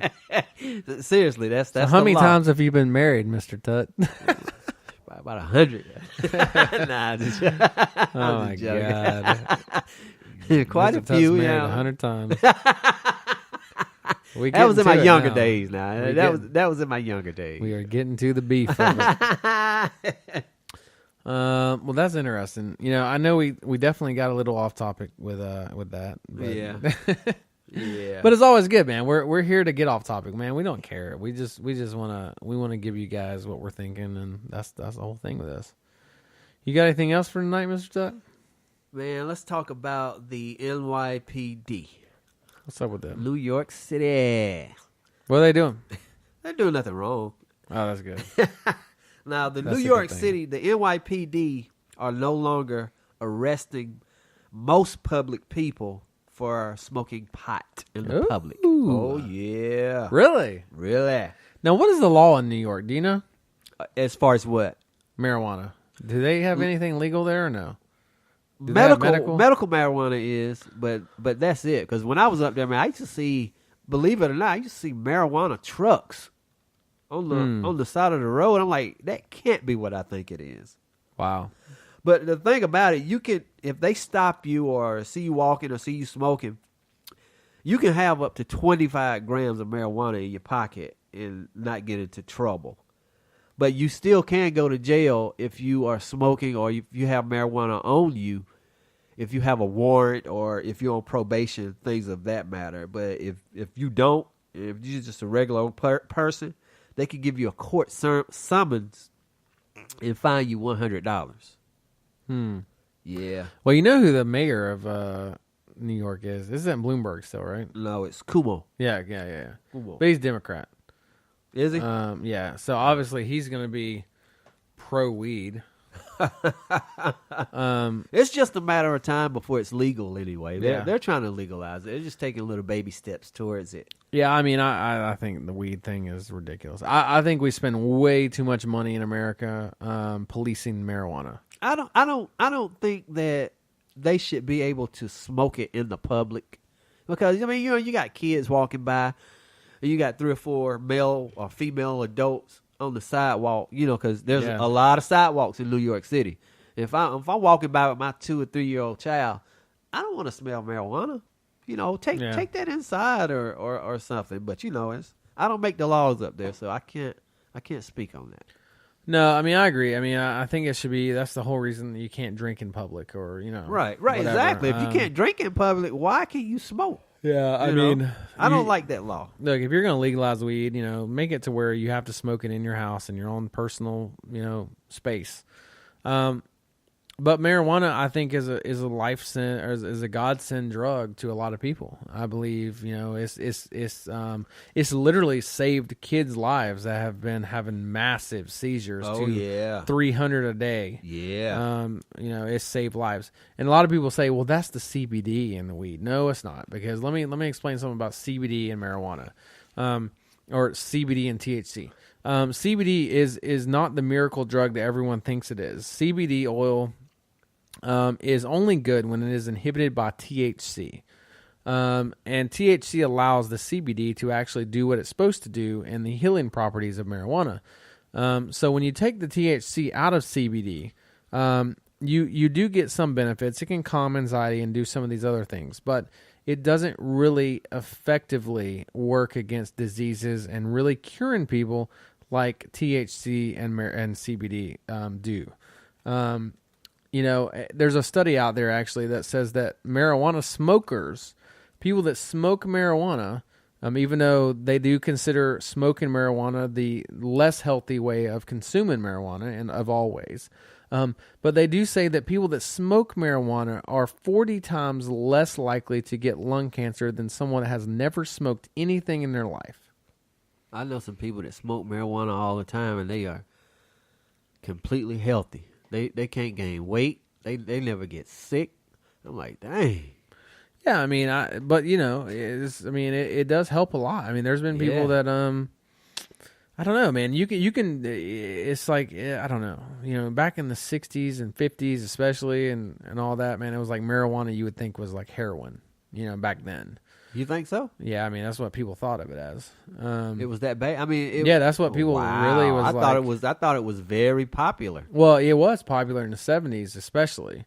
I mean, that was when everything was so popular. But that was like when the government and all that was completely on the offensive with saying marijuana was so horrible for you. So that's the one thing I will give Democrats, I guess, but I don't think it's just the Democrats. I think it's just state by state. I think even in South Carolina, if you did a vote tomorrow to legalize weed or not legalize weed, it would be legalized. I think it would be legalized tomorrow if you had a vote across all people in this state, even in South Carolina. And South Carolina is, considered part of the Bible Belt. It's considered, it's more of a conservative state than anything. Trump owned South Carolina as far as the election goes. But I do still believe that, I think that South Carolina would vote it into legality. And that's why Trump is saying he's going to lift the federal ban on marijuana. So we'll see. Right? Yeah, we'll see what happens with that. He better do it before November. I know, right? I mean, I don't you think that he'll pick up a lot of voters if he does that? Probably. I don't think he's going to lose voters at all. No, he won't lose, but he'll pick up a lot of them. I mean, and it's stupid. I mean, it's pointless to even have it legal federally. It is. I mean, if I'm Trump sitting in office, that's the first thing I'm doing. I'm completely disbanding the federal regulation on marijuana because that's one, going to get me voters, and two, it's retarded to even have that law. The only reason you would still have that law is if you're just waiting to go in on these states that have it legal and make tons of money off all these fines and penalties. Yeah. But that would be shitty, and people would really turn on the government for that, don't you think? Oh, yeah. But, so the NYPD is, they're not arresting, basically. Nah, not really. Just like I say, it's probably a 10% chance that you'll get arrested. If I'm smoking on the sidewalk and they see me smoking, they'll probably come up and run my license or something like that. And if everything come back clean, they'll probably let me go. I doubt if they'll give me a ticket. And the only way I'll probably get a ticket is if I'm being disruptive or something of that nature. Yeah. Yeah, and I know a lot of states are starting to really decriminalize marijuana, or at least giving you citations for it. But yeah, they honestly, they shouldn't even be able to give you citations anymore. Right. I mean, it's a plant. It is a plant that people figured out to smoke. Back in the Indian days, man, it was a peace pipe. Yeah. And truly, marijuana is a peace pipe. Maybe that's the answer to the world's problems. Maybe that's the answer to the United States. Maybe if these politicians can go into these meetings. Huh? Yeah, man. They'd be like, that's a really good idea, Trump. They'd be like, what's the guy from North Korea? Oh, Kim Jong-un. Yeah, bring him in, give him some. Let him. Yeah. Kim Jong-un's like, he's like, man, look, we can definitely talk about this, man. Don't forget about Vladimir now. Yeah, he's like, I love you guys. He's like, I really love you guys. We should all hang out sometime, man. Y'all want to go get an ice cream cone? Oh, Vladimir, you got to bring Vladimir and the guy from Iran. Yeah, Vladimir. Put them all in the room, man. It's the funny thing is Vladimir Putin looks like the biggest hard ass of all of them. I know it. Like if you ever watch him in an interview. Yeah. He's like, Kim Jong-un at least like smiles every once in a while and does shit like that. Vladimir is like, like a damn Satanist, war criminal. Hell, bring him in, man. Let him hit the pipe a couple of times, man. I do think more people though should legalize. I think more states should. I think it's a waste of. Think about how many people we have in freaking prison over marijuana. I know it, man. There's a lot. That's crazy, man. And we're spending a lot of money on that. Yeah. And we're ruining people's lives over marijuana. Yeah. Yeah, it is a law, but they need to just go ahead and. I don't know, man. It's one of those things. Like you can't like arresting somebody for weed in 2018 when all these states are legal. I don't know. It screws in my mind a little bit. What they should do is just keep it on the inside of a public building or your house. If you're out smoking marijuana, have one of those testers in your car, blow in it. You crank your car. If you had too much to smoke, your car won't crank. They do alcohol like that. Do it the same way. Yeah, I see, and that's one of the things I don't agree with these drug expert police officers. Really? Yeah, you know all these drug experts that come on the scene, and and they can tell if you've had pills or you've done this, and they prosecute you based on that. Yeah, I think that's bullshit. Yeah, I mean, I think you got to have something scientific to tell me I'm too intoxicated to do something. Yeah, I mean, you can't just be like, oh, I'm a drug expert. I've been taught this. And so, therefore, I'm taught this, and you're going to jail because I think you're over the legal limit of pills. That's just ridiculous. Yeah, I mean, it should be against the law to, you. How can you tell if somebody had too many pills? I mean, come on. I mean, you can if it's in like extreme circumstances, but I've seen literally live PD episodes where this girl seemed completely fine, and this drug expert cop pulled up and had put her under arrest. And off the jail she went, and I think everyone because even the guys that were the commentators of Live PD, they were like, for many of you that don't know, a drug expert is trained in this. He had to like cover for that cop because he knew that everyone in the country was like, why the hell did she get arrested? Yeah. Now, and that dude had to cover for him. Now what they're doing these days, when I was in law enforcement, they take everybody to the hospital now. Yeah, I mean, when it comes to alcohol, pills too. Yeah, maybe pills. I guess because I'm saying maybe get a blood count for that. But if they could do your urine sample also with pills. I mean, it's like if you're in a car accident, they want to know, are you under the influence or something? You be like, yeah, I took a couple of pills, medication before I came out. I mean, that's it. And then they'll take you to the hospital, check your limit. If you over the limit, guess what? Yeah, going back to jail. Going back to Cali. Yeah, going back. I don't know. But, I don't know. It's the same thing with if you refuse a breathalyzer in the state of South Carolina. You can refuse it, but you're going to get a blood test. Really? Yeah, you'll get a blood test. But they don't do blood tests anymore. It's all urine now. No, they do blood tests for alcohol. Where at? And they can do it at the sheriff's department, I believe. I think that law will change, bro, because they doing they do. They probably do it at the hospital now, but yeah. Well, they probably still do have a nurse at the jails, but all that's changing now because I've seen too many come to the hospital. Yeah, go to the hospital. Wow. Yeah. That I don't know, man. But at the end of the day, I'm glad New York's not criminalizing weed as much. I think every state should. Because I think it's a waste of taxpayers' dollars to, incriminate that BS crime. Just keep it inside New York, not on the sidewalk. Keep it inside. 'Cause you know how many people walk the sidewalks in New York? Oh, God, yeah, I know. Everybody be high. Maybe that's what New York needs, man. They just need to be high. Because there's some people, man, living up there, those attitudes. Dude, but up in New York, all you New Yorkers that might be listening, even though there's probably not many of you that's listening to conservative podcasts, but those of you that are listening are from New York. Let us know who you are. But no, I mean, but I'm saying, they got some attitudes up there, man. They'll tell you off. Oh yeah, Quit. But don't smoke and drive because there's too many cars on the road up there. Yeah. Oh my God. Yeah, that's yeah, that would. Well, I mean, honestly, it might be good for a pod because you're just sitting in one place for a while. Yeah. Yeah. Oh man. Well, guys, I think we've had a good night. I think it's been good. Like always, guys, check us out on TruePatriotShow.com, TruePatriotShow.com, or Spreaker.com, and that is Spreaker.com, True Patriot Show.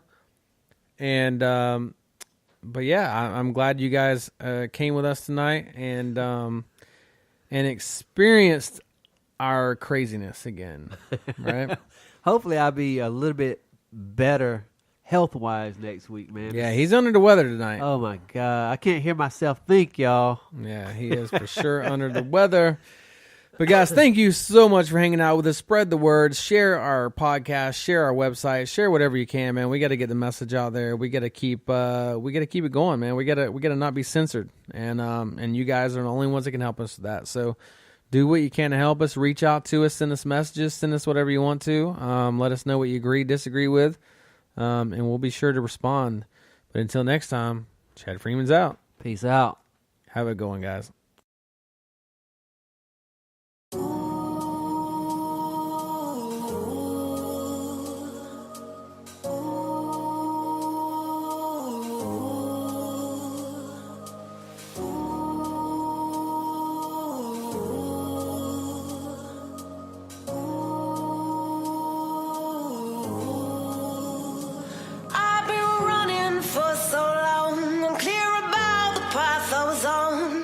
I was breathless, my heart restless. Every turn felt like it was wrong, but I kept going to show I was strong. Pushing to my